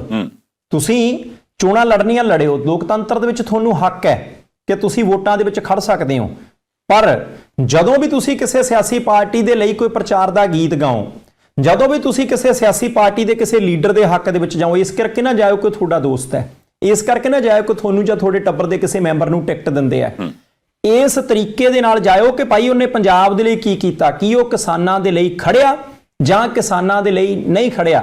ਹੁਣ ਸੰਧਾਲੀਆ ਸਭ ਜਿਹੜੇ ਕਲਾਕਾਰ ਭਰਾ ਨੇ, ਭੈਣਾਂ ਨੇ, ਸਾਰੇ ਬੰਦੇ ਨੇ ਜਿਹੜੇ ਹੁਣ ਉਹ ਆਏ ਨੇ ਕਿ ਉਹਨਾਂ ਨੂੰ ਆਉਣਾ ਪਿਆ, ਕਿਉਂਕਿ ਕਈ ਤਾਂ ਢਿੱਡੋਂ ਬੋਲਦੇ ਸੀ, ਲੱਗਦਾ ਸੀ ਕਿ ਭਾਈ ਉਹਨਾਂ ਦੇ ਮਨ ਦੇ ਵਿੱਚ ਦਰਦ ਹੈਗਾ। ਕਿਉਂਕਿ ਇੱਕ ਗੱਲ ਤਾਂ ਪੱਕੀ ਹੈ, ਇਹ ਜਿਹੜਾ ਸਰਕਲ ਤੁਸੀਂ ਪਹਿਲਾਂ ਕ੍ਰੀਏਟ ਕੀਤਾ ਸੀ ਨਾ ਖੇਤੀਬਾੜੀ ਤੇ ਗੈਰ ਖੇਤੀਬਾੜੀ ਵਾਲਿਆਂ ਦਾ ਪੰਜਾਬ 'ਚ, ਦੇਖੋ ਫਸਲ ਖੇਤ 'ਚੋਂ ਪੈਦਾ ਹੋਊ, ਮੰਡੀ ਜਾਊ, ਕਿਸਾਨ ਨੂੰ ਪੈਸੇ ਆਉਣਗੇ, ਕਿਸਾਨ ਤੋਂ ਮਜ਼ਦੂਰ ਨੂੰ ਪੈਸੇ ਆਉਣਗੇ, ਉੱਥੇ ਪੱਲੇਦਾਰ ਨੂੰ ਪੈਸੇ ਆਉਣਗੇ, ਆੜਤੀਏ ਨੂੰ ਪੈਸੇ ਆਉਣਗੇ, ਮਨੀਮ ਨੂੰ ਪੈਸੇ ਆਉਣਗੇ, ਉੱਥੇ ਜਿਹੜਾ ਬ੍ਰੈਡ ਪਕੌੜੇ ਵੇਚਦਾ, ਚਾਹ ਦੀ ਰੇਹੜੀ ਲਾ ਕੇ ਬੈਠਾ, ਉਹਨੂੰ ਪੈਸੇ ਆਉਣਗੇ। ਉਹਦੇ ਤੋਂ ਬਾਅਦ ਕਿਸਾਨ, ਮਜ਼ਦੂਰ, ਆੜਤੀਆ, ਮਨੀਮ, ਪੱਲੇਦਾਰ ਤੇ ਉਹ ਰੇਹੜੀ ਵਾਲਾ ਉਹ ਫਿਰ ਬਾਜ਼ਾਰ ਦੇ ਵਿੱਚ ਜਾਊਗਾ, ਕਰਿਆਨੇ ਦਾ ਸਮਾਨ ਖਰੀਦੂਗਾ, ਕੱਪੜੇ ਵਾਲੇ ਕੋ ਜਾਊਗਾ, ਗਹਿਣੇ ਗੱਟੇ ਵਾਲੇ ਕੋ ਜਾਊਗਾ, ਸਮੋਸੇ ਵੇਚਣ ਵਾਲੇ ਕੋ ਜਾਊਗਾ, ਜੂਸ ਪੀਣ ਵਾਲੇ ਕੋ ਜਾਊਗਾ, ਸਬਜ਼ੀ ਦੀ ਰੇਹੜੀ ਵਾਲੇ ਕੋ ਜਾਊਗਾ। ਪੈਸੇ ਦਾ ਫਲੋ ਤੁਰੂਗਾ। 4 ਪੈਸੇ ਕਿਸੇ ਦੇ ਕੋਲੇ ਹੋਣਗੇ, ਕਲਾਕਾਰਾਂ ਨੂੰ ਸੱਦੇ ਆਉਣਗੇ, ਜੀ ਮੁੰਡੇ ਦਾ ਵਿਆਹ ਧਰਿਆ, ਆਉਂਗੇ, ਕਬੱਡੀ ਦਾ ਟੂਰਨਾਮੈਂਟ ਰੱਖਿਆ, ਭਾ ਕੀ ਹੈ, ਤੁਹਾਡਾ ਵੀ ਕੰਮ ਕਰ ਫਿਰ ਚੱਲਣਾ। ਇਹਨਾਂ ਲੋਕਾਂ ਨੇ ਤੁਹਾਨੂੰ ਹੀਰੋ ਬਣਾਇਆ, ਇਹ ਪੰਜਾਬ ਦੇ ਲੋਕਾਂ ਨੇ ਤੁਹਾਡੇ ਤੇ ਪੈਸਿਆਂ ਦਾ ਮੀਂਹ ਵਰਾਇਆ ਤੇ ਅੱਜ ਤੁਹਾਡੀਆਂ ਸਲਾਹਾਂ ਦਾ, ਤੁਹਾਡੇ ਸੁਝਾਵਾਂ ਦਾ ਤੇ ਤੁਹਾਡੇ ਦੁਆਰਾ ਦੱਸੇ ਜਾਣ ਵਾਲੇ ਸਹੀ ਰਸਤੇ ਦਾ ਮੀਂਹ ਇਧਰਲੇ ਪਾਸੇ ਵਰਨਾ ਚਾਹੀਦਾ। ਅੱਜ ਵਾਪਸੀ ਦਾ ਮੌਕਾ ਆਇਆ। ਅੱਜ ਤੱਕ ਆਪਾਂ ਐਂ ਕੀਤਾ ਤੇ ਹੁਣ ਐਂ ਕਰਨ ਦਾ ਮੌਕਾ ਆਇਆ ਕਿ ਆਪਾਂ ਪੰਜਾਬ ਨੂੰ ਦੇਣਾ ਕੀ ਹੈ। ਅੱਜ ਮੈਦਾਨ ਹੈ, ਉਸ ਮੈਦਾਨ ਦੇ ਵਿੱਚ ਕਿੱਦਾਂ ਨਿਤਰੋਗੇ ਤੇ ਕਿੰਨਾ ਲੰਬਾ ਸਮਾਂ ਨਿਤਰੋਗੇ, ਸਵਾਲ ਇੱਥੇ ਖੜਦਾ ਹੈ। ਅਸਲੀ ਸਵਾਲ ਵਾਕਈ ਬਾਟ ਸਾਹਿਬ ਇਹੀ ਹੈ। ਚਲੋ ਮੈਂ ਇੱਥੇ ਇੱਕ ਗੱਲ ਇਹ ਵੀ ਬੇਨਤੀ ਕਰਦੇ ਹਾਂ ਕਿ ਜਦੋਂ ਤੁਸੀਂ ਸਟਾਰਟਿੰਗ 'ਚ ਕਿਹਾ ਸੀ ਨਾ ਵੀ ਕੁਝ ਕਲਾਕਾਰ ਤੇ ਵਾਕਿਆ ਉਹ ਆਏ ਸੀ ਜਿਨ੍ਹਾਂ ਦਾ ਦਰਦ ਅੰਦਰ ਸੀ ਤੇ ਕੁਝ ਇਸ ਕਰਕੇ ਵੀ ਆਏ ਸੀ ਵੀ ਯਾਰ ਹੁਣ ਤਾਂ ਸਾਰੇ ਹੀ ਤੁਰ ਪਏ, ਜੇ ਮੈਂ ਰਹਿ ਗਿਆ ਤੇ ਫਿਰ ਜਿਹੜਾ ਗਾਲਾਂ ਵਾਲਾ ਕੰਮ ਹੈ ਉਹ ਮੇਰੇ ਵੱਲ ਨਾ ਹੋ ਜਾਵੇ ਕਿਤੇ। ਪਰ ਚਲੋ ਜਿਵੇਂ ਵੀ ਆਏ, ਦੇਰ ਆਏ ਦਰੁਸਤ ਆਏ, ਆਪਾਂ ਨੂੰ ਉਹਨਾਂ ਦੀ ਤਾਰੀਫ ਕਰਨੀ ਬਣਦੀ ਹੈ। ਪਰ ਇੱਥੇ ਇੱਕ ਇਹਦਾ ਹੋਰ ਪੱਖ ਵੀ ਹੈਗਾ ਕਿ ਜਦੋਂ ਕਲਾਕਾਰ ਇਹ ਸਾਰੇ ਧਰਨੇ ਪ੍ਰਦਰਸ਼ਨ ਤੇ ਗਏ, ਮੈਂ ਕੱਲ੍ਹ ਕੁਝ ਇੱਕ ਵੀਡੀਓਜ਼ ਇਹੋ ਜਿਹੀਆਂ ਵੀ ਦੇਖੀਆਂ ਜਿੱਥੇ ਜਿਹੜੇ ਆਮ ਕਿਸਾਨ ਸੀ ਜਾਂ ਜਿਹੜੇ ਆਮ ਨੌਜਵਾਨ ਸੀਗੇ, ਚਲੋ ਉਹ ਵੀ ਤਾਂ ਯੰਗ ਕਿਸਾਨ ਹੀ ਨੇ, ਉਹਨਾਂ ਨੇ ਇਸ ਚੀਜ਼ ਦੇ ਉੱਪਰ ਇਤਰਾਜ਼ ਕੀਤਾ ਕਿ ਇਹ ਜਿਹੜੇ ਕਲਾਕਾਰ ਆ ਗਏ ਆ, ਇਹਨਾਂ ਨੇ ਆਪਣਾ ਹੀ ਟਕਵੰਜ ਜਿਹੜਾ ਉਹ ਸ਼ੁਰੂ ਕਰ ਲਿਆ, ਆਪਣੀ ਡਰਾਮੇਬਾਜ਼ੀ ਸ਼ੁਰੂ ਕਰ ਲਈ ਤੇ ਜਿੱਥੇ ਅਸਲੀ ਧਰਨਾ ਸੀ ਕਿਸਾਨਾਂ ਦਾ, ਉਸ ਵਾਲੇ ਪਾਸੇ ਨਹੀਂ ਆਏ, ਕਿਉਂਕਿ ਉਹਨਾਂ ਨੂੰ ਲੱਗਦਾ ਸੀ ਵੀ ਜੇ ਅਸੀਂ ਉਹਨਾਂ ਕਿਸਾਨਾਂ ਵਾਲੇ ਪਾਸੇ ਚਲੇ ਗਏ ਤੇ ਸਾਡੀ ਤਾਂ ਜਿਹੜੀ ਨਿੰਬੂ ਰੋਸ਼ਨੀ ਆ, ਜਿਹਨੂੰ ਲਾਈਮਲਾਈਟ ਕਹਿ ਦਿੰਦੇ ਆ, ਉਹ ਤਾਂ ਫਿਰ ਦੱਬੀ ਜਾਊਗੀ। ਇਹ ਵੀ ਇੱਕ ਪੱਖ ਮੇਰੇ ਖਿਆਲ ਨਾਲ ਵਿਚਾਰ ਲੈਣਾ ਚਾਹੀਦਾ ਕਿ ਕਿਤੇ ਇਹ ਸਾਰੇ ਕੁਛ ਦੇ ਵਿੱਚ, ਜੋ ਮੈਂ ਨਹੀਂ ਕਹਿੰਦਾ ਵੀ ਉਹ ਇਲਜ਼ਾਮ ਸੱਚੇ ਆ ਜਾਂ ਝੂਠੇ ਆ, ਪਰ ਉਹ ਵੀਡੀਓਜ਼ ਦੇ ਸਾਹਮਣੇ ਆਈਆਂ ਤੇ ਇਹਦਾ ਮਤਲਬ ਕਿਤੇ ਨਾ ਕਿਤੇ ਗੱਲ ਉਹੋ ਜਿਹੀ ਹੋਈ ਹੋਏਗੀ। ਕੱਲ੍ਹ ਆਪਾਂ ਇਹ ਵੀ ਗੱਲ ਕਹੀ ਸੀ ਕਿ ਜਿਹੜਾ ਸੈਲਫੀਆਂ ਵਾਲਾ ਕੰਮ ਹੈ ਉਸ ਪਾਸੇ ਨਾ ਪੈ ਜਾਓ, ਪਰ ਕੱਲ੍ਹ ਉਹ ਸੈਲਫੀਆਂ ਵਾਲਾ ਕੰਮ ਹੀ ਹੋਇਆ, ਫੋਟੋਆਂ ਖਿਚਾਉਣ ਵਾਲਾ ਕੰਮ ਹੀ ਹੋਇਆ, ਵੀਡੀਓ ਬਣਾਉਣ ਵਾਲਾ ਕੰਮ ਹੀ ਹੋਇਆ। ਇਸ ਚੀਜ਼ ਨੂੰ ਕਿਵੇਂ ਦੇਖਦੇ ਹੋ? ਉਹਦੇ 'ਚ ਮੈਂ ਨਹੀਂ ਕਹਿੰਦਾ ਵੀ ਕਲਾਕਾਰਾਂ ਦਾ ਦੋਸ਼ ਹੈ, ਕਿਉਂਕਿ ਜਿਹਨੇ ਸੈਲਫੀ ਖਿਚਾਉਣ ਜਾਣਾ ਉਹ ਤਾਂ ਬੰਦਾ ਕਹਿੰਦਾ ਵੀ ਮੇਰੇ ਨਾਲ ਜ਼ਰੂਰ ਖਿਚਾਓ ਜੀ, ਪਰ ਉਹ ਹੋਇਆ। ਜੀ ਸੰਧਾਲੀਆ ਸਾਹਿਬ, ਦੇਖੋ ਅਸੀਂ ਨਾ ਇੱਕੋ ਦਮ 100% ਸੁਧਾਰ ਨਹੀਂ ਕਰ ਸਕਦੇ। ਬਹੁਤ ਸਾਰੇ ਨੌਜਵਾਨ ਸੀ ਜਿਨ੍ਹਾਂ ਨੇ ਕੱਲੀਆਂ ਗੱਲਾਂ ਸੁਣੀਆਂ, ਪਰ ਇੱਕ ਸਵਾਲ ਆਪਣੇ ਭਾਈਚਾਰੇ ਤੇ ਵੀ ਖੜਦਾ, ਆਪਣੇ ਤੇ ਵੀ ਖੜਦਾ, ਤੁਹਾਡੇ ਤੇ ਮੇਰੇ ਤੇ ਵੀ ਖੜਦਾ। ਉਹ ਇਹ ਹੈ ਕਿ 31 ਕਿਸਾਨ ਜਥੇਬੰਦੀਆਂ ਇੱਕ ਹੋਈਆਂ। ਪਹਿਲੀ ਗੱਲ ਹੈ ਕਿ ਕੱਲ ਪੰਜਾਬ ਨੇ ਇਤਿਹਾਸ ਸਿਰਜਿਆ। ਅੱਜ ਤੱਕ ਮੈਂ ਆਪਣੀ ਸੁਰਤ ਦੇ ਵਿੱਚ ਸਾਰੀਆਂ ਕਿਸਾਨ ਜਥੇਬੰਦੀਆਂ ਇੱਕ ਪਲੇਟਫਾਰਮ ਤੇ ਨਹੀਂ ਸੀ ਦੇਖੀਆਂ। ਅੱਜ ਤੱਕ ਕਦੇ ਪੰਜਾਬ ਦੇ ਵਿੱਚ ਜਦੋਂ ਬੰਦ ਹੋਇਆ ਤੇ ਬਿਨਾਂ ਝਗੜੇ ਤੋਂ ਨਹੀਂ ਸੀ ਹੁੰਦਾ। ਝਗੜਾ ਭਾਵੇਂ ਛੋਟਾ ਹੈ ਭਾਵੇਂ ਵੱਡਾ ਹੈ। ਆਮ ਤੌਰ ਦੇ ਉੱਤੇ ਜਦੋਂ ਵੀ ਪੰਜਾਬ ਬੰਦ ਹੁੰਦਾ ਤੇ ਇੱਕ ਧਿਰ ਵਿਸ਼ੇਸ਼ ਹੁੰਦੀ ਹੈ ਜਿਹੜੀ ਕਹਿੰਦੀ ਹੁੰਦੀ ਹੈ ਕਿ ਕਿਉਂ ਬੰਦ ਕਰਨਾ, ਸਾਡਾ ਇਹਦੇ ਨਾਲ ਕੋਈ ਸਹਿਯੋਗ ਨਹੀਂ, ਸਹਿਮਤੀ ਨਹੀਂ, ਸਾਨੂੰ ਤੁਸੀਂ ਤੰਗ ਕਰੀ ਜਾਂਦੇ ਹੋ। ਪਰ ਕੱਲ ਕਿਸੇ ਨੇ ਕਿਹਾ ਨਹੀਂ। ਇੱਥੋਂ ਤੱਕ ਕਿ ਦਵਾਈਆਂ ਦੀਆਂ ਦੁਕਾਨਾਂ ਵੀ ਕਈਆਂ ਨੇ ਬੰਦ ਕਰਤੀਆਂ ਕਿ ਨਹੀਂ ਭਾਈ ਅੱਜ ਤਾਂ ਬਣਦੀ ਹੈ। ਇਹਦਾ ਮਤਲਬ ਹੈ ਕਿ ਸਾਰਿਆਂ ਨੂੰ ਦਰਦ ਸੀ। ਜਿਹੜਾ ਸੁਨੇਹਾ ਆਪਾਂ ਬਾਰ-ਬਾਰ ਦਿੰਦੇ ਸੀ ਕਿ ਭਾਈ ਇਹ ਹਲੂਣਾ ਦੇਣ ਦਾ ਵੇਲਾ, ਇਕੱਠੇ ਰਹੋ, ਕੋਈ ਢੀਮ ਢੂਮ ਨਾ ਕਿਸੇ ਦੇ ਮਾਰ ਦੇਵੇ, ਉਹਦੇ ਵਿੱਚ ਆਪਾਂ ਕਾਮਯਾਬ ਹੋਏ। ਰਾਹਗੀਰਾਂ ਨੂੰ ਲੰਗਰ ਪ੍ਰਸ਼ਾਦਾ ਪਹੁੰਚਾਇਆ ਲੋਕਾਂ ਨੇ, ਉਹਦੇ ਵਿੱਚ ਵੀ ਆਪਾਂ ਕਾਮਯਾਬ ਹੋਏ। ਪਰ ਹੁਣ ਆਹ ਜਿਹੜਾ ਮਸਲਾ ਸੈਲਫੀਆਂ ਵਾਲਾ, ਹੁਣ ਦੇਖੋ ਜਿੰਨੀਆਂ ਰਿਪੋਰਟਾਂ ਮੀਡੀਆ ਨੇ ਦਿਖਾਈਆਂ, ਉਹ 31 ਕਿਸਾਨ ਜਥੇਬੰਦੀਆਂ ਦੇ ਜਿਹੜੇ ਲੀਡਰ ਪਹਿਲੇ ਦਿਨ ਬਾਦਲ ਪਿੰਡ ਤੇ ਪਟਿਆਲੇ ਦੇ ਵਿੱਚ ਜਾ ਕੇ ਧਰਨੇ ਤੇ ਬੈਠੇ ਸੀ, ਜਾਂ ਜਿਨ੍ਹਾਂ ਨੇ ਜੇਲ੍ਹ ਭਰੋ ਅੰਦੋਲਨ ਸ਼ੁਰੂ ਕੀਤਾ ਸੀ, ਕੱਲ ਦੇ ਦਿਨ ਉਹਨਾਂ ਦੇ ਭਾਸ਼ਣ ਕਿੰਨੇ ਨੇ ਦਿਖਾਏ ਆ? ਇਹ ਬਹੁਤ ਵੱਡਾ ਸਵਾਲ ਹੈ। ਕਈ ਵਾਰੀ ਇਹ ਹੁੰਦਾ ਹੈ ਕਿ ਭਾਈ ਆ ਵੱਡਾ ਬੰਦਾ, ਇਹਨੂੰ ਸਾਰੇ ਜਾਣਦੇ ਨੇ, ਇਹ ਆ ਕੇ ਉੱਥੇ ਬੈਠਾ ਹੈ, ਸਾਡੇ ਕੈਮਰੇ ਉੱਥੇ ਹੀ ਹੋ ਜਾਂਦੇ, ਫੋਕਸ ਹੋ ਜਾਂਦੇ ਆ। ਅੱਗੋਂ ਤੋਂ ਜੇ ਸਾਡੇ ਕਲਾਕਾਰ ਭਰਾ ਜਾਣ ਉੱਥੇ ਤੇ ਉਹ ਵੀ ਕਹਿ ਦੇਣ ਕਿ ਨਹੀਂ ਭਾਈ ਇਸ ਬੰਦੇ ਦੀ ਗੱਲ ਸੁਣੋ, ਮੈਂ ਖੜਾ, ਮੈਂ ਬੈਠਾ ਦਰੀ ਤੇ, ਕੋਈ ਗੱਲ ਨਹੀਂ, ਆਰਡੀਨੈਂਸਾਂ ਦਾ ਇਸ ਬੰਦੇ ਨੂੰ ਪਤਾ ਹੈ, ਕਿਸਾਨੀ ਮਜ਼ਦੂਰਾਂ ਦੇ ਘੋਲ ਦਾ ਇਸ ਬੰਦੇ ਨੂੰ ਪਤਾ ਹੈ, ਇਹ ਬੰਦਾ ਸਾਨੂੰ ਅੱਗੋਂ ਰਾਹ ਦਿਖਾਊਗਾ, ਅਸੀਂ ਇਹਨਾਂ ਦੇ ਨਾਲ ਖੜੇ ਆਂ। ਉਹ ਕਿਤੇ ਨਾ ਜਿਹੜੀ ਸਾਰੀ ਚੀਜ਼ ਉੱਥੇ ਕੇਂਦਰ ਹੋ ਕੇ ਰਹਿ ਜਾਂਦੀ, ਆ ਵੀ ਆਏ, ਆ ਵੀ ਆਏ ਤੇ ਆ ਵੀ ਆਏ। ਹੁਣ ਤੁਸੀਂ ਦੇਖੋ ਸਾਡੇ ਕਲਾਕਾਰਾਂ ਨੂੰ ਤਾਂ ਤੁਸੀਂ ਬਹੁਤ ਕੁਝ ਦਿੱਤਾ, ਉਹ ਤਾਂ ਕਾਰ 'ਚ ਆ ਗਏ ਹੋਣਗੇ, ਪਰ ਇੱਕ ਬੰਦਾ ਸਵੇਰੇ ਸਾਈਕਲ ਦੇ ਉੱਤੇ ਤੁਰਿਆ, ਤੜਕੇ ਉੱਠ ਕੇ ਉਹਨੇ ਆਪਣੇ ਘਰੋਂ ਆਪਣੀ ਲੜਕੀ ਨੂੰ, ਆਪਣੀ ਪਤਨੀ ਨੂੰ, ਆਪਣੀ ਮਾਤਾ ਨੂੰ ਕਿਹਾ ਹੋਣਾ ਕਿ 25 30 40 ਰੋਟੀਆਂ ਵੀ ਪਕਾ ਦਿਓ, ਪ੍ਰਸ਼ਾਦੇ ਲਾਓ, ਇੱਕ ਡੋਲੂ ਦੇ ਵਿੱਚ ਦਾਲ ਵੀ ਪਾ ਦਿਓ, ਥੋੜਾ ਜਿਹਾ ਲਿਫਾਫੇ 'ਚ ਅਚਾਰ ਵੀ ਪਾ ਦਿਓ। ਉਹਦਾ ਯੋਗਦਾਨ ਕਿੱਡਾ ਹੈ। ਕਈ ਵਾਰੀ ਉਹਦੀ ਗੱਲ ਮਨਫੀ ਹੋ ਜਾਂਦੀ ਹੈ। ਅਸੀਂ ਇਦਾਂ ਨਹੀਂ ਹੋਣ ਦੇਣਾ, ਕਿਉਂਕਿ ਜਿਨ੍ਹਾਂ ਨੇ ਸੰਘਰਸ਼ ਸ਼ੁਰੂ ਕੀਤਾ, ਜਿਨ੍ਹਾਂ ਨੇ ਲੜਨਾ ਹੈ, ਜਿਨ੍ਹਾਂ ਨੇ ਅੱਗੇ ਜਾ ਕੇ ਟੇਬਲ ਟਾਕ ਕਰਨੀ ਹੈ, ਉਹ ਮਨਫੀ ਨਾ ਹੋਣ। ਹਰ ਇੱਕ ਨੂੰ ਉਹਦਾ ਬਣਦਾ ਹਿੱਸਾ ਦਿਓ, ਉਹਦਾ ਬਣਦਾ ਪਿਆਰ ਦਿਓ, ਮਾਣ ਦਿਓ ਤੇ ਸਤਿਕਾਰ ਦਿਓ। ਪਰ ਇੱਥੇ ਇਹਦੀ ਲੜਾਈ ਹੈ, ਇੱਥੇ ਵਿਚਾਰ ਦੀ ਲੜਾਈ ਹੈ। ਸਾਨੂੰ ਲੋੜ ਹੈ ਆਪਣੇ ਕਲਾਕਾਰਾਂ ਦੀ ਵੀ, ਸਾਨੂੰ ਲੋੜ ਹੈ ਲੀਡਰਾਂ ਦੀ ਵੀ, ਸਾਨੂੰ ਲੋੜ ਹੈ ਧਾਰਮਿਕ ਆਗੂਆਂ ਦੀ ਵੀ। ਪਰ ਇਸ ਵੇਲੇ ਸੰਘਰਸ਼ ਕਾਹਦਾ ਹੈ, ਕਿਹਨੇ ਸ਼ੁਰੂ ਕੀਤਾ ਹੈ, ਕੌਣ ਉੱਥੇ ਸਿਆਣਪ ਵਰਤ ਸਕਦਾ ਹੈ? ਕਿਉਂਕਿ ਇੱਥੇ ਜੋਸ਼ ਦੀ ਬਹੁਤ ਵੱਡੀ ਲੋੜ ਹੈ, ਪਰ ਜੋਸ਼ ਤੋਂ ਪਹਿਲਾਂ, ਜੋਸ਼ ਦੇ ਦਰਮਿਆਨ ਤੇ ਜੋਸ਼ ਤੋਂ ਬਾਅਦ ਹੋਸ਼ ਬਹੁਤ ਜ਼ਰੂਰੀ ਹੈ, ਜੇ ਆਪਾਂ ਆਪਣੇ ਚੰਗੇ ਸੰਘਰਸ਼ ਕਰਨ ਦੇ ਇਤਿਹਾਸ ਨੂੰ ਹਾਰ ਤੋਂ ਜਿੱਤ ਦੇ ਵਿੱਚ ਤਬਦੀਲ ਕਰਨਾ ਹੈ। ਬਿਲਕੁਲ ਸਹੀ। ਇੱਥੇ ਬਾੜ ਸਾਹਿਬ ਇਹ ਗੱਲ ਨੁਕਤਾ ਜਿਹੜਾ ਨਾ, ਮੈਂ ਚਾਹੁੰਦਾ ਥੋੜ੍ਹਾ ਜਿਹਾ ਇਹਨੂੰ ਵਿਚਾਰ ਕੇ ਤੇ ਫਿਰ ਆਪਾਂ ਜਿਹੜਾ ਲੀਡਰਾਂ ਵਾਲਾ ਪੱਖ ਉਸ ਪਾਸੇ ਵੀ ਆਈਏ। ਜਿਹੜੀ ਤੁਸੀਂ ਗੱਲ ਇਹ ਕਹੀ ਨਾ ਕਿ ਵੀ ਜਿਹੜਾ ਬੰਦਾ ਉੱਥੇ ਸੰਘਰਸ਼ ਕਰਦਾ ਉਹਦੇ ਤੇ ਵੀ ਕੈਮਰਾ ਮਾਰਨ ਦੀ ਲੋੜ ਹੈ। ਇਹਦੇ ਲਈ ਮੇਰੇ ਖਿਆਲ ਨਾਲ ਜਿਹੜੇ ਕਸੂਰਵਾਰ ਸਾਡੇ ਮੀਡੀਆ ਵਾਲੇ ਭੈਣ ਭਰਾ ਨੇ, ਈਵਨ ਪ੍ਰਾਈਮ ਏਸ਼ੀਆ ਟੀਵੀ ਦੀ ਟੀਮ ਨੂੰ ਵੀ ਮੈਂ ਕਹੂੰਗਾ, ਉਹਦੇ ਵਿੱਚ ਵੀ ਬੰਦੇ ਜਿਹੜੇ ਸੀ ਉਹ ਵੀ ਭੱਜ ਕੇ ਸਿੰਗਰਾਂ ਦੇ ਮੂੰਹ ਅੱਗੇ ਮਾਈਕ ਦਿੰਦੇ ਸੀ। ਮੈਨੂੰ ਇਸ ਚੀਜ਼ ਤੇ ਇਤਰਾਜ਼ ਸੀ, ਐਂਡ ਅੱਜ ਇਹ ਲਾਈਵ ਪ੍ਰੋਗਰਾਮ 'ਚ ਅਸੀਂ ਇਹ ਚੀਜ਼ ਐਕਸੈਪਟ ਵੀ ਕਰ ਰਹੇ ਹਾਂ। ਇਹ ਜੇ ਕੰਮ ਆਪਾਂ ਕਰਨਾ ਰੱਖਿਆ ਇਸੇ ਤਰ੍ਹਾਂ ਹੀ ਜਾਰੀ, ਤੇ ਫਿਰ ਆਪਾਂ ਇਹ ਭੁੱਲ ਜਾਈਏ ਕਿ ਆਉਣ ਵਾਲੇ ਸਮੇਂ ਦੇ ਵਿੱਚ ਆਮ ਸਧਾਰਨ ਕਿਸਾਨ ਜਾਂ ਆਮ ਬੰਦੇ ਦੀ ਗੱਲ ਜਿਹੜੀ ਆ ਉਹ ਹੋਏਗੀ। ਕਿਉਂਕਿ ਜੇ ਉੱਥੇ ਬੰਦਾ 2 ਮਹੀਨੇ ਹੋ ਗਿਆ ਉੱਥੇ ਬੈਠਾ ਤੇ ਉਹ ਆਪਣਾ ਧਰਨਾ ਪ੍ਰਦਰਸ਼ਨ ਕਰ ਰਿਹਾ, ਦੁੱਖ ਉਹਨੂੰ ਆ। ਹੋ ਸਕਦਾ ਕਿ ਜੇ ਉਹ ਉੱਥੇ ਬੈਠਾ ਤੇ ਉਹਦੇ ਝੱਗੇ ਦੇ ਵਿੱਚੋਂ ਪਸੀਨੇ ਦਾ ਕਰਕੇ ਜਿਹੜੇ ਉਹ ਡੱਬ ਜੇ ਪੈ ਜਾਂਦੇ ਹੁੰਦੇ ਆ, WhatsApp ਕਈ ਵਾਰ ਨਕਸ਼ੇ ਨਹੀਂ ਬਣ ਜਾਂਦੇ ਹੁੰਦੇ ਜੀ ਪਸੀਨੇ ਦੇ ਨਾਲ, ਉਹ ਵੀ ਬਣੇ ਹੋਣ। ਤੁਹਾਨੂੰ ਉਹਦੇ ਕੋਲ ਜਾ ਕੇ ਖੜੇ ਹੋਣ ਦੇ ਵਿੱਚ ਜਾਂ ਉਹਦੇ ਕੋਲੋਂ ਜਾ ਕੇ ਬਾਈਟ ਲੈਣ ਦੇ ਵਿੱਚ ਉਹ ਮਜ਼ਾ ਨਾ ਆਉਂਦਾ ਹੋਵੇ, ਕਿਉਂਕਿ ਉਹਨੂੰ ਬਹੁਤੀ ਪੰਜਾਬੀ ਬੰਦੇ ਨੂੰ ਫਲੋ 'ਚ ਬੋਲਣੀ ਨਹੀਂ ਆਉਂਦੀ। ਉਹਦੀਆਂ ਦਿਲੀ ਭਾਵਨਾਵਾਂ ਅੰਦਰ ਜ਼ਰੂਰ ਦੱਬੀਆਂ ਹੁੰਦੀਆਂ, ਪਰ ਕਿਸੇ ਵੇਲੇ ਉਹ ਸ਼ਬਦਾਂ ਦੇ ਵਿੱਚ ਬਿਆਨ ਨਹੀਂ ਕਰ ਪਾਉਂਦਾ। ਤੁਹਾਨੂੰ ਇਹ ਲੱਗਦਾ ਕਿ ਇਹ ਬਾਈਟ ਨੂੰ ਸ਼ਾਇਦ ਕੋਈ ਦੇਖੇ ਨਾ, ਇਸ ਬਾਈਟ ਨੂੰ ਜਦੋਂ ਮੈਂ ਚੈਨਲ ਨੂੰ ਭੇਜੂੰਗਾ ਤੇ ਚੈਨਲ ਕਹੇ ਯਾਰ ਆਹ ਕੀ ਲਾਇਆ ਆ। ਜੇ ਤਾਂ ਆਪਾਂ ਇਸੇ ਹਿਸਾਬ ਨਾਲ ਹੀ ਉੱਥੇ ਜਾ ਕੇ ਫੀਲਡ ਦੇ ਵਿੱਚ ਪੱਤਰਕਾਰੀ ਕਰਨੀ ਆ, ਤਾਂ ਫਿਰ ਆਪਾਂ ਇਹ ਮਤ ਸੋਚੀਏ ਕਿ ਆਪਾਂ ਅਸਲ ਤਸਵੀਰ ਲੋਕਾਂ ਤੱਕ ਪਹੁੰਚਾ ਸਕਾਂਗੇ। ਜਿਹੜੇ ਉੱਥੇ ਸੂਝਵਾਨ ਨੌਜਵਾਨ ਨੇ ਜਾਂ ਕਹਿ ਲਓ ਕਿ ਗਾਇਕ ਭੈਣ ਭਰਾ ਵੀ ਨੇ, ਉਹਨਾਂ ਨੂੰ ਵੀ ਚਾਹੀਦਾ ਕਿ ਉਹ ਖੁਦ ਮੋਢੇ ਤੇ ਹੱਥ ਹੀ ਰੱਖ ਲੈਣ ਉਦੋਂ, ਕਿਉਂਕਿ ਜਦੋਂ ਆਪਾਂ ਗਾਣਾ ਲਿਆਉਂਦੇ ਆ ਵੀ ਮੇਰਾ ਬਾਪੂ ਇੱਦਾਂ, ਮੇਰਾ ਚਾਚਾ ਇੱਦਾਂ, ਮੇਰੇ ਪਿਓ ਨੇ ਜਾਂ ਬਾਬਲ ਨੇ ਇੱਦਾਂ ਕੀਤਾ, ਉਹ ਪਿਓ ਬਾਬਲ ਚਾਚੇ ਤਾਏ ਕੱਲ ਉੱਥੇ ਖੜੇ ਸੀ ਤੇ ਉਹਨਾਂ ਨੂੰ ਵੀ ਮੇਰੇ ਖਿਆਲ ਨਾਲ ਜਿਵੇਂ ਇੱਕ ਹੱਥ ਮੋਢੇ ਤੇ ਰੱਖ ਕੇ ਕਿਹਾ ਜਾਂਦਾ ਵੀ ਆਹ ਚਾਚੇ ਦੀ ਗੱਲ ਪਹਿਲਾਂ ਸੁਣ ਲਓ, ਆਹ ਬਾਪੂ ਦੀ ਗੱਲ ਪਹਿਲਾਂ ਸੁਣ ਲਓ ਕੀ ਕਹਿੰਦਾ, ਤੇ ਉਹ ਮੇਰੇ ਖਿਆਲ ਨਾਲ ਜ਼ਿਆਦਾ ਵਧੀਆ ਗੱਲ ਹੈ ਵੀ ਜੇ ਠੀਕ ਅਸੀਂ ਸਾਦੇ ਮਰਾਦੇ ਹਾਂ ਪੰਜਾਬੀ, ਜੇ ਸਾਡੇ ਬਜ਼ੁਰਗ ਸਾਦੇ ਮਰਾਦੇ ਨੇ, ਸਾਨੂੰ ਉਹਨਾਂ ਸ਼ੋਸ਼ੇਬਾਜ਼ੀਆਂ ਨਹੀਂ ਕਰਨੀਆਂ ਆਉਂਦੀਆਂ, ਤੇ ਫਿਰ ਜਿਹੜੀ ਹੁਣ ਵਾਲੀ ਨੌਜਵਾਨ ਪੀੜ੍ਹੀ ਹੈ ਜੇ ਉਹਨੂੰ ਸਾਰੇ ਕੁਝ ਦੀ ਸਮਝ ਹੈ, ਤੇ ਮੇਰੇ ਖਿਆਲ ਨਾਲ ਉਹਨਾਂ ਨੂੰ ਨਾਲ ਲੈ ਕੇ ਚੱਲਣ ਦੀ ਲੋੜ ਹੈ ਇਸ ਵਕਤ, ਬਜਾਏ ਇਹਦੇ ਕਿ ਆਪਾਂ ਉਹਨਾਂ ਨੂੰ ਕਹੀਏ ਵੀ ਨਹੀਂ ਯਾਰ ਬਾਪੂ ਕੋਲੋਂ ਬੋਲਣ ਜਾਣਾ ਕੋਈ ਨਹੀਂ, ਮੈਂ ਦੱਸ ਦੇਣਾ ਸਾਰੀਆਂ ਗੱਲਾਂ। ਇਹ ਕੰਮ ਨਹੀਂ ਹੋਣਾ ਚਾਹੀਦਾ ਜੀ ਬਾਠ ਸਾਹਿਬ ਜੀ। ਨਹੀਂ ਬਿਲਕੁਲ ਸੰਧਾਲੀਆ ਸਾਹਿਬ, ਬਹੁਤ ਸਾਰੇ ਕਲਾਕਾਰਾਂ ਨੇ ਇਹ ਕੰਮ ਕੀਤਾ ਵੀ, ਪਰ ਮੈਂ ਫੇਰ ਕਹਿਣਾ ਕਿ ਇੱਕੋ ਦਮ 100% ਸਹੀ ਨਹੀਂ ਹੋਣਾ। ਬਿਲਕੁਲ ਤੁਸੀਂ ਸਹੀ ਰਾਹ ਦੱਸਿਆ ਤੇ ਸਾਨੂੰ ਸਾਰਿਆਂ ਨੂੰ ਸੁਧਾਰ ਦੀ ਲੋੜ ਹੈ, ਕਿਉਂਕਿ ਇਹ ਲੜਾਈ ਛੋਟੀ ਨਹੀਂ ਹੈ, ਪੰਜਾਬ ਦੇ ਮਸਲੇ ਬਹੁਤ ਵੱਡੇ ਨੇ ਤੇ ਅਸੀਂ ਉਹਨਾਂ ਮਸਲਿਆਂ ਨੂੰ ਕੈਸ਼ ਕਰਨ ਵਾਲੀ ਪ੍ਰਕਿਰਿਆ ਦੇ ਵਿੱਚ ਨਹੀਂ ਜਾ ਸਕਦੇ। ਜੇ ਜਾਵਾਂਗੇ ਤਾਂ ਧਰੋ ਕਰ ਰਹੇ ਹੋਵਾਂਗੇ, ਜੇ ਜਾਵਾਂਗੇ ਤਾਂ ਲੋਕ ਹਿੱਤਾਂ ਦੇ ਨਾਲ ਧੋਖਾ ਕਰ ਰਹੇ ਹੋਵਾਂਗੇ। ਇਹ ਗੱਲ ਜਿਹੜੀ ਉਹ ਮੰਨ ਕੇ ਚੱਲੀਏ ਤੇ ਆਉਣ ਵਾਲੇ ਦਿਨਾਂ ਦੇ ਵਿੱਚ, ਕਿਉਂਕਿ ਸੰਘਰਸ਼ ਖਤਮ ਨਹੀਂ ਹੋਇਆ, ਆਪਾਂ ਸੰਧਾਲੀਆ ਸਾਹਿਬ ਉਮੀਦ ਕਰਨੀ ਹੈ, ਆਸ ਤੇ ਅਰਦਾਸ ਵੀ ਕਰਨੀ ਹੈ ਕਿ ਸੰਘਰਸ਼ ਦੇ ਵਿੱਚ ਕੋਈ ਆਮ ਬੰਦਾ ਜਿਹੜਾ ਹੈ ਉਹਨੂੰ ਨੁਕਸਾਨ ਨਾ ਪੁੱਜੇ, ਉਹ ਤੰਗ ਪਰੇਸ਼ਾਨ ਨਾ ਹੋਵੇ। ਸਾਡੇ ਕਲਾਕਾਰ ਪੂਰੀ ਉਮੀਦ ਹੈ ਕਿ ਭਾਈ ਆਉਣਗੇ, ਕਿਉਂਕਿ ਹੁਣ ਕਿਹੜਾ ਖਾੜੇ ਲੱਗਦੇ ਆ, ਹੁਣ ਕਿਹੜਾ ਇੰਨੀਆਂ ਸ਼ੂਟਿੰਗਸ ਹੁੰਦੀਆਂ, ਹੁਣ ਕਿਹੜਾ ਬਹੁਤੇ ਬਿਜ਼ੀ ਨੇ ਸਾਰੇ, ਜੇ ਹੋਣ ਵੀ ਫਿਰ ਵੀ ਪੰਜਾਬ ਲਈ ਅੱਗੇ ਆਉਣਗੇ। ਕੋਈ ਕਲਾਕਾਰ ਕਿਤੇ ਨਹੀਂ ਜਾਣਾ। ਤੁਸੀਂ ਦੇਖਿਓ ਰੇਲਵੇ ਲਾਈਨਾਂ ਅੱਜ ਵੀ ਰੁਕਣੀਆਂ, ਉਮੀਦ ਹੈ ਕਿ ਕੋਈ ਨਾ ਕੋਈ ਕਲਾਕਾਰ ਅੱਜ ਵੀ ਉੱਥੇ ਪਹੁੰਚੂਗਾ। ਤੁਸੀਂ ਦੇਖਿਓ 1 ਅਕਤੂਬਰ ਤੋਂ ਵੀ ਕੁਝ ਪ੍ਰੋਗਰਾਮ ਦਿੱਤੇ ਹੋਏ ਆ, ਕਲਾਕਾਰਾਂ ਨੇ ਉੱਥੇ ਆਉਣਾ, ਬਿਲਕੁਲ ਆਉਣਾ, ਇੱਕ ਦਿਨ ਦੇ ਵਿੱਚ ਨਹੀਂ ਆ। ਤੁਸੀਂ ਲਿਖ ਕੇ ਲੈ ਲਓ ਮੇਰੇ ਤੋਂ, ਮੈਨੂੰ ਪੂਰੀ ਗਾਰੰਟੀ ਹੈ, ਕਿਉਂਕਿ ਜਿਸ ਤਰੀਕੇ ਉਹਨਾਂ ਨੇ ਦਰਦ ਫੋਲਿਆ, ਕਈ ਕਲਾਕਾਰ 4-4 5-5 ਜਗ੍ਹਾ ਦੇ ਉੱਤੇ ਗਏ ਵੀ ਆ।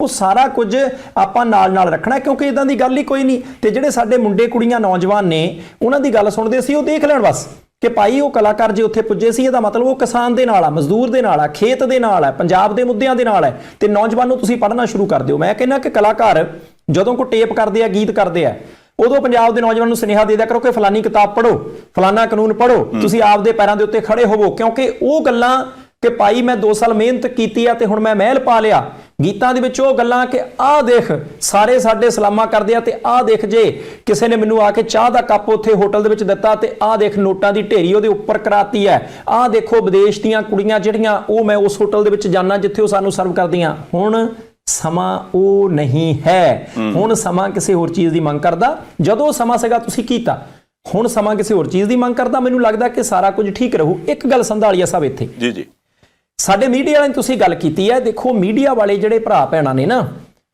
ਉਹਨਾਂ ਨੇ ਵੀ ਆਉਣ ਵਾਲੇ ਦਿਨਾਂ ਦੇ ਵਿੱਚ ਸਭ ਕੁਝ ਸੁਧਾਰ ਲੈਣਾ। ਬਠਿੰਡੇ ਦੇ ਵਿੱਚ ਝੀਲਾਂ ਦੇ ਕੋਲੇ ਧਰਨਾ ਲੱਗਿਆ, ਸਾਡਾ ਹੀਰੋ ਕੌਣ ਹੈ, ਸਾਡਾ ਅਸਲੀ ਜਿਹੜਾ ਪੰਜਾਬੀ ਕਿਰਦਾਰ ਦਾ ਮਾਲਕ ਕੌਣ ਹੈ। ਉੱਥੇ ਇੱਕ ਨੌਜਵਾਨ, ਜਿਹੜੇ ਬੰਦੇ ਉੱਥੇ ਧਰਨੇ ਤੇ ਆਏ ਸੀ ਜਾਂ ਰਾਹਗੀਰ ਖੜੇ ਸੀ ਜਾਂ ਫਸੇ ਹੋਏ ਸੀ, ਉਹਨਾਂ ਨੂੰ ਪੁੱਛਦਾ ਸੀ ਜੀ ਟਾਇਰ ਪੈਂਚਰ ਤਾਂ ਨਹੀਂ, ਜੇ ਟਾਇਰ ਕਿਸੇ ਦਾ ਪੈਂਚਰ ਹੈ ਤੇ ਮੈਂ ਪੈਂਚਰ ਲਾਉਣਾ ਹੈ, ਮੈਨੂੰ ਸੇਵਾ ਦਾ ਮੌਕਾ ਦਿਓ, ਮੈਂ ਫ੍ਰੀ ਸੇਵਾ ਕਰਦਾ। ਇਹਦੇ ਤੋਂ ਵੱਡਾ ਪੰਜਾਬੀ ਕੌਣ ਹੋ ਸਕਦਾ? ਉਹ ਬੰਦੇ ਨੇ ਕੋਈ ਸਟੇਜ ਨਹੀਂ ਦੇਖੀ, ਉਸ ਬੰਦੇ ਨੇ ਇਹ ਨਹੀਂ ਦੇਖਿਆ ਕਿ ਭਾਈ ਮੈਨੂੰ ਕੌਣ ਮੇਰਾ ਮੀਡੀਆ ਵਾਲੀ ਬਾਈਟ ਕਰਦਾ, ਉਹਨੇ ਇਹ ਨਹੀਂ ਦੇਖਿਆ ਕਿ ਮੇਰੀ ਕੌਣ ਫੋਟੋ ਖਿੱਚਦਾ। ਜਾਣੀ ਕਿ ਅਸੀਂ ਜਿੱਥੇ ਖੜੇ ਆ, ਜਿੰਨੇ ਜੋਗੇ ਆ, ਉਹ ਕੰਮ ਕਿਉਂ ਨਹੀਂ ਕਰ ਸਕਦੇ? ਇੱਕ ਮੁੰਡਾ ਉਹ ਆਣ ਕੇ ਬੈਠਾ ਰੇਲਵੇ ਟਰੈਕ ਦੇ ਉੱਤੇ, ਪੱਤਰਕਾਰ ਇੱਕ ਨੇ ਗੱਲ ਕੀਤੀ, ਉਹ ਕਹਿੰਦਾ ਜੀ ਮੇਰੇ ਬਾਪ ਨੇ ਖੁਦਕੁਸ਼ੀ ਕਰ ਲਈ ਸੀ ਕਰਜ਼ੇ ਦੇ ਕਰਕੇ ਰੇਲ ਗੱਡੀ ਦੇ ਹੇਠਾਂ ਆ ਕੇ। ਤੁਸੀਂ ਦੇਖੋ ਜਿਗਰਾ, ਦੇਖੋ ਕਿ ਉਸੇ ਟਰੈਕ ਦੇ ਉੱਤੇ ਆ ਕੇ ਧਰਨੇ ਦੇ ਵਿੱਚੋਂ ਬੈਠਾ ਇਹ ਪੰਜਾਬੀ ਨੇ, ਜਿਨ੍ਹਾਂ ਨੇ ਅਜੇ ਜੀਣ ਦੀ ਇੱਛਾ ਜਿਹੜੀ ਅੰਦਰੋਂ ਤਿਆਗੀ ਨਹੀਂ ਹੈ। ਬਹੁਤ ਚੰਗਾ ਤੁਸੀਂ ਕੀਤਾ ਕੱਲ ਕਿ ਕਿਸੇ ਦੇ ਨਾਲ ਵੈਰ ਨਹੀਂ ਪਾਇਆ, ਸ਼ਾਂਤੀ ਦੇ ਨਾਲ, ਭਾਈਚਾਰੇ ਦੇ ਨਾਲ ਸਾਰਿਆਂ ਨੇ ਕੰਮ ਕੀਤਾ। ਮੈਨੂੰ ਲੱਗਦਾ ਕਿ ਦੂਸਰੇ ਸੂਬਿਆਂ ਦੇ ਵਿੱਚੋਂ ਵੀ ਜੇ ਕੋਈ ਬੰਦਾ ਆਇਆ ਹੋਣਾ ਨਾ, ਤੇ ਇਹਨਾਂ ਦੀ ਗੱਲ ਸੁਣ ਕੇ ਉਹ ਉਹੀ ਸੁਨੇਹਾ ਲੈ ਗਿਆ ਹੋਣਾ ਕਿ ਭਾਈ ਕੁਝ ਨਾ ਕੁਝ ਤਾਂ ਇਦਾਂ ਦਾ ਹੋ ਰਿਹਾ ਹੈ ਜਿਹਦੇ ਕਰਕੇ ਸੜਕਾਂ ਦੇ ਉੱਤੇ ਨੇ, ਇਦਾਂ ਹੋਣਾ ਨਹੀਂ ਸੀ ਚਾਹੀਦਾ। ਤੁਸੀਂ ਠੀਕ ਟਰੈਕ ਤੇ ਹੋ, ਪਰ ਠੀਕ ਟਰੈਕ ਤੇ ਰਹਿਣ ਦੇ ਲਈ ਸਲਾਹ ਰੱਖਿਓ, ਅਫਵਾਹਾਂ 'ਚ ਨਾ ਫਸਿਓ, ਪ੍ਰੋਗਰਾਮ ਕੀ ਮਿਲਦਾ ਹੈ ਉਹਦੇ ਤੇ ਧਿਆਨ ਰੱਖਿਓ। ਬਿਲਕੁਲ ਸਹੀ। ਐਂਡ ਇਹਦੇ ਲਈ ਸਭ ਤੋਂ ਵੱਡੀ ਜ਼ਿੰਮੇਵਾਰੀ ਇਸ ਵਕਤ ਜੋ ਮੈਂ ਸਮਝਦਾ ਉਹ ਮੀਡੀਆ ਦੀ ਹੈ ਕਿ ਤੁਸੀਂ ਉੱਥੇ ਜਾ ਕੇ ਕਵਰ ਕੀ ਕਰਦੇ ਹੋ, ਤੇ ਉੱਥੇ ਜਾ ਕੇ ਪਰੋਸਦੇ ਕਿਉਂ, ਜਾਂ ਜਿਹੜੀ ਖਬਰ ਚਾਹੇ ਉਹ ਸੋਸ਼ਲ ਮੀਡੀਆ ਦੇ ਜ਼ਰੀਏ ਆ ਰਹੀ ਹੈ ਉਹ ਕੀ ਆ ਰਹੀ ਹੈ। ਕਿਉਂਕਿ ਜਿਸ ਚੀਜ਼ ਨੂੰ ਆਪਾਂ TRP ਦੇ ਤੌਰ 'ਤੇ ਵਰਤਾਂਗੇ ਜਾਂ ਜਿਸ ਚੀਜ਼ ਨੂੰ ਆਪਾਂ ਜ਼ਿਆਦਾ ਉਭਾਰਾਂਗੇ, ਦਿਖਾਵਾਂਗੇ, ਉਹੀ ਚੀਜ਼ ਹੌਲੀ ਹੌਲੀ ਲੋਕ ਮਨਾਂ ਦੇ ਵਿੱਚ ਉਕਰੀ ਜਾਣੀ ਹੈ। ਇਹ ਮੈਂ ਜ਼ਿਕਰ 2-3 ਦਿਨ ਪਹਿਲਾਂ ਵੀ ਕੀਤਾ ਸੀ, ਅੱਜ ਇੱਕ ਵਾਰ ਫਿਰ ਕਰ ਦਿੰਦਾ ਕਿ ਇਹ ਖਬਰਾਂ, ਇਹ ਵੀਡੀਓਜ਼, ਇਹ ਉੱਥੇ ਜੋ ਕੁਝ ਵੀ ਹੋ ਰਿਹਾ ਹੋਏਗਾ ਉਹ ਸਾਰੇ ਕੁਝ ਦੀ ਫਾਈਲ ਬਣਦੀ ਹੈ ਬਕਾਇਦਾ। ਉਹ ਸਾਰੀ ਚੀਜ਼ ਨੂੰ ਇਕੱਠਿਆਂ ਕਰਕੇ ਉੱਪਰ ਪਹੁੰਚਾਉਣ ਵਾਲੇ ਲੋਕਾਂ ਦੀ ਡਿਊਟੀ ਹੈ, ਉਹਨਾਂ ਦਾ ਕੰਮ ਹੈ, ਉਹਨਾਂ ਦੀ ਨੌਕਰੀ ਹੈ। ਤੇ ਜਦੋਂ ਉਹ ਪਹੁੰਚਾਈ ਜਾਏਗੀ, ਉੱਥੇ ਜਾ ਕੇ ਉਹਦਾ ਐਨਾਲਿਸਿਸ ਹੋਏਗਾ ਤੇ ਉਹਦੇ 'ਚੋਂ ਫਿਰ ਫੈਸਲਾ ਹੋਏਗਾ ਕਿ ਕੀ ਇਹ ਵਿਰੋਧ ਪ੍ਰਦਰਸ਼ਨ ਜੋ ਹੋ ਰਹੇ ਨੇ ਇਹ ਸੱਚਮੁੱਚ ਲੋਕ ਮਨਾਂ 'ਚੋਂ ਹੋ ਰਹੇ ਆ, ਲੋਕ ਦਿਲਾਂ 'ਚੋਂ ਹੋ ਰਹੇ ਆ, ਲੋਕ ਸੱਚਮੁੱਚ ਔਖੇ ਆ, ਜਾਂ ਫਿਰ ਇਹਦੇ ਵਿੱਚ ਕੋਈ ਸਿਆਸਤ ਹੈ। ਇਸ ਕਰਕੇ ਹਰ ਚੀਜ਼ ਦਾ ਖਿਆਲ ਰੱਖਿਓ। ਇਹ ਸਿਆਸਤ ਵਾਲੀ ਗੱਲ ਤੋਂ ਆਪਾਂ ਦੂਸਰੇ ਪਾਸੇ ਚੱਲੀਏ। ਫੋਟੋਆਂ ਤਸਵੀਰਾਂ ਦੇ ਵਿੱਚ ਅੱਜ ਆਪਾਂ ਥੰਬਨੇਲ ਤੇ ਵੀ ਉਹ ਫੋਟੋ ਲਾਈ ਹੈ, ਤੁਸੀਂ WhatsApp ਨੋਟ ਕਰਿਓ, ਆਪਾਂ ਉਸ ਪਾਸੇ ਵੀ ਆ ਜਾਈਏ। ਜਿੱਦਣ ਕਾਂਗਰਸੀਆਂ ਨੇ ਟਰੈਕਟਰ ਫੂਕਿਆ ਸੀ, ਮੈਂ ਉਦਣ ਵੀ ਕਿਹਾ ਸੀ ਵੀ ਇਹ ਕੰਮ ਠੀਕ ਨਹੀਂ, ਇਹ ਤੁਸੀਂ ਗਲਤ ਉਦਾਹਰਨ ਸੈੱਟ ਕਰਦੇ ਪਏ ਹੋ। ਤੇ ਕੱਲ ਕਿਉਂਕਿ ਜੇ ਕਾਂਗਰਸੀਆਂ ਫੂਕਤਾ ਤੇ ਫਿਰ ਠੀਕ ਹੈ, ਅਕਾਲੀਆਂ ਨੂੰ ਵੀ ਉਦੋਂ ਦੀ ਖਾਰਸ਼ ਹੋਣੀ ਹੈ। ਉਹ ਦਵਿੰਦਰ ਬੀਲੇ ਹੋਰਾਂ ਕੱਲ ਬਰਨਾਲੇ ਟਰੈਕਟਰ ਨੂੰ ਅੱਗ ਲਾਤੀ ਤੇ ਫਿਰ ਬੰਦਾ ਬਿਆਨ ਇਹ ਦੇ ਰਿਹਾ ਜੀ ਦੇਖੋ ਜੀ ਟਰੈਕਟਰ ਕਿਸਾਨ ਦਾ ਪੁੱਤ ਹੈ, ਤੇ ਜੇ ਕਿਸਾਨ ਦਾ ਪੁੱਤ ਹੈ ਤੇ ਕਿਹੜਾ ਕਿਸਾਨ ਹੈ ਜਿਹੜਾ ਆਪਣੇ ਪੁੱਤ ਨੂੰ ਅੱਗ ਲਾਉਂਦਾ ਬਾਈ? ਇਹ ਜਿਹੜੀ ਵੀ ਲੀਡਰੀ ਤੁਸੀਂ ਝਾੜਨੀ ਹੈ ਉੱਥੇ ਥੋੜ੍ਹਾ ਬਹੁਤ ਕਿਤੇ ਜਿਹੜੇ ਬੰਦੇ ਨਾਲ ਲਏ ਹੁੰਦੇ ਨਾ ਉਹਨਾਂ ਤੋਂ ਬਾਹਰ ਜਾ ਕੇ ਜਿਹੜੇ ਅਸਲੀ ਕਿਸਾਨ ਆ ਉਹਨਾਂ ਨੂੰ ਪੁੱਛ ਲਿਆ ਕਰੋ। ਜੇ ਆਪਾਂ ਨੂੰ ਲੱਗਦਾ ਕਿ ਟਰੈਕਟਰ ਜਿਹੜਾ ਹੈ ਉਹ ਕਿਸਾਨ ਦਾ ਪੁੱਤ ਕਹਿਣ ਨਾਲ ਹੀ ਆ ਤਾਂ ਫਿਰ ਇਹ ਫੀਲਿੰਗ ਨੂੰ ਮਹਿਸੂਸ ਵੀ ਕਰੋ। ਜੇ ਤੁਹਾਨੂੰ ਨਹੀਂ ਯਾਦ ਆ ਰਿਹਾ ਤੇ ਸ਼ਾਇਦ ਅੱਜ ਵੀ ਜੇ ਕਿਸੇ ਬੰਦੇ ਦੀਆਂ ਟਰੈਕਟਰ ਨਾਲ ਕੀ ਭਾਵਨਾਵਾਂ ਹੁੰਦੀਆਂ ਨੇ ਤਾਂ ਰਾਜ ਬਰਾੜ ਦਾ ਇੱਕ ਗਾਣਾ ਹੈ, ਜੇ ਤੁਸੀਂ ਨਹੀਂ ਸੁਣਿਆ ਤਾਂ ਫਿਰ ਸੁਣ ਲੈਣਾ। ਫਿਲਹਾਲ ਤਾਂ ਚਲੋ ਉਹ ਦੁਨੀਆ 'ਚ ਨਹੀਂ ਹੈਗੇ, ਪਰ ਉਹ ਗਾਣਾ ਅੱਜ ਵੀ ਸੁਣ ਸਕਦੇ ਹੋ ਕਿ ਪੁੱਤ ਵਰਗਾ ਫੋਰਡ ਟਰੈਕਟਰ ਜੱਟ ਨੇ ਵੇਚਿਆ ਰੋ ਰੋ ਕੇ। ਜਿਸ ਟਰੈਕਟਰ ਨੂੰ ਵੇਚਣ ਤੇ ਜੱਟ ਦਾ ਰੋਣ ਨਿਕਲਦਾ ਉਹਨੂੰ ਤੀਲੀ ਕਿਵੇਂ ਲਾ ਦੂਗਾ ਉਹ? ਆਹ ਜਿਹੜੀ ਆਪਾਂ ਡਰਾਮੇ ਤੇ ਨਵੀਆਂ ਸ਼ੋਸ਼ੇਬਾਜ਼ੀਆਂ ਕਰਨ ਲੱਗ ਪਏ, ਇਹਦੇ ਤੋਂ ਬਚੀਏ, ਇਹ ਚੀਜ਼ਾਂ ਨਾ ਕਰੀਏ, ਉਹ ਕੰਮ ਕਰੀਏ ਜਿਹੜੀ ਚੀਜ਼ ਨਾਲ ਵਾਕਈ ਕਿਸਾਨ ਦਾ ਭਲਾ ਹੋ ਸਕਦਾ। ਆਪਾਂ ਲੀਡਰੀ ਚਮਕਾਉਣ ਵਾਲੇ ਪਾਸੇ ਨਾ ਜਾਈਏ। ਜੀ ਬਾਠ ਸਾਹਿਬ। ਜੀ ਸੰਧਾਲੀਆ ਸਾਹਿਬ, ਸ਼ੁਰੂਆਤ ਕਾਂਗਰਸ ਨੇ ਕੀਤੀ ਜਿੱਦਣ ਯੂਥ ਕਾਂਗਰਸ ਨੇ ਦਿੱਲੀ ਨੂੰ ਜਾਣਾ ਸੀ ਤੇ ਪਤਾ ਸੀ ਉਹਨਾਂ ਨੂੰ ਕਿ ਸਾਨੂੰ ਸ਼ੰਭੂ ਬਾਰਡਰ ਦੇ ਉੱਤੇ ਰੋਕ ਲੈਣਾ। ਇੱਕ ਟਰੈਕਟਰ ਉਦਣ ਸੜਿਆ ਤੇ ਹੁਣ ਸਮਾਪਤੀ ਜਿਹੜੀ ਹੈ ਉਹ ਅਕਾਲੀ ਦਲ ਦੇ ਲੀਡਰ ਅਜੇ ਨਵੇਂ ਬਣੇ ਨੇ ਅਕਾਲੀ ਦਲ ਦੇ ਲੀਡਰ ਉਹ ਦਵਿੰਦਰ ਬੀਲਾ ਹੋਰਾਂ ਨੇ ਕੀਤੀ। ਮੈਂ ਸਮਾਪਤੀ ਕਹਿਤੀ ਹੈ, ਇਹ ਸਟੇਟਮੈਂਟ ਹੀ ਹੈ ਆਪਣੇ ਵੱਲੋਂ, ਇਸ ਕਰਕੇ ਕਹਿਤੀ ਹੈ ਕਿ ਕੋਈ ਹੋਰ ਪਾਰਟੀ ਜਾਂ ਇਹਨਾਂ ਪਾਰਟੀਆਂ ਵਾਲੇ ਦੁਬਾਰਾ ਇਹ ਕੰਮ ਨਾ ਕਰਨ। 2 ਪਰਿਵਾਰਾਂ ਦਾ ਤੁਸੀਂ ਰੁਜ਼ਗਾਰ ਖੋਹ ਲਿਆ, ਕਿਉਂਕਿ ਸਰਕਾਰ ਬੀਲਾ ਸਾਹਿਬ ਤੁਹਾਡੀ ਪਾਰਟੀ ਦੀ ਵੀ ਰਹੀ ਹੈ ਤੇ ਯੂਥ ਕਾਂਗਰਸੀਆਂ ਦੀ ਤਾਂ ਸਰਕਾਰ ਹੁਣ ਹੈਗੀ ਆ। ਆ 2 ਕਿਸਾਨਾਂ ਨੂੰ ਟਰੈਕਟਰ ਇਹ ਦੇ ਦਿੰਦੇ, ਅਗਲੇ ਖੇਤੀ ਕਰ ਲੈਂਦੇ। ਜੇ ਉਹ ਟਰੈਕਟਰ ਕੰਮ ਦੇ ਸੀ, ਮੈਂ ਇੱਥੇ ਫਿਰ ਕਹਿਣਾ, ਜੇ ਉਹ ਟਰੈਕਟਰ ਖੇਤ ਦੇ ਵਿੱਚ ਖੇਤ ਵਾਹੁਣ ਜੋਗੇ ਸੀ, ਜੇ ਉਹਨਾਂ ਦੇ ਅੰਦਰ ਇੰਨੀ ਕੁ ਤਾਕਤ ਬਚੀ ਸੀ, ਫਿਰ ਜ਼ਰੂਰ ਤੁਸੀਂ ਉਹ ਟਰੈਕਟਰ ਇੱਕ ਕਿਸਾਨ ਨੂੰ ਦੇ ਦਿੰਦੇ, ਉਹਨਾਂ ਦੇ ਨਾਂ ਕਰਾ ਦਿੰਦੇ ਕਿ ਭਾਈ ਆਹ ਲਓ ਖੇਤ ਵਾਹੋ, ਇਹਦੇ ਵਿੱਚੋਂ ਅਨਾਜ ਮਾੜਾ ਮੋਟਾ ਉੱਗੇ, ਤੁਹਾਡੇ ਘਰ ਦਾ ਕੰਮ ਕਰ ਚੱਲੇ।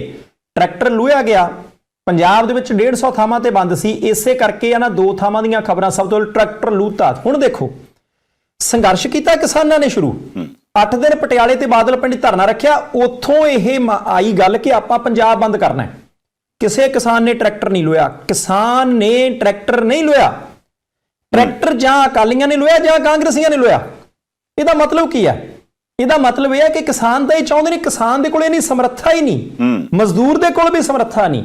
ਹੁਣ ਜਿਹਨੂੰ ਸਮੱਸਿਆ ਆ, ਸਮੱਸਿਆ ਕਿਸਾਨ ਨੂੰ ਹੈ, ਮਜ਼ਦੂਰ ਨੂੰ ਆ, ਆੜ੍ਹਤੀਏ ਨੂੰ ਹੈ, ਪੱਲੇਦਾਰ ਨੂੰ ਆ, ਮੰਡੀਆਂ ਦੇ ਵਿੱਚ ਕੰਮ ਕਰਨ ਵਾਲਿਆਂ ਨੂੰ ਆ। ਉਹਨਾਂ ਨੇ ਤਾਂ ਟਰੈਕਟਰ ਨਹੀਂ ਲੋਇਆ, ਉਹਨਾਂ ਨੇ ਤਾਂ ਕੱਖ ਵੀ ਨਹੀਂ ਲੋਇਆ।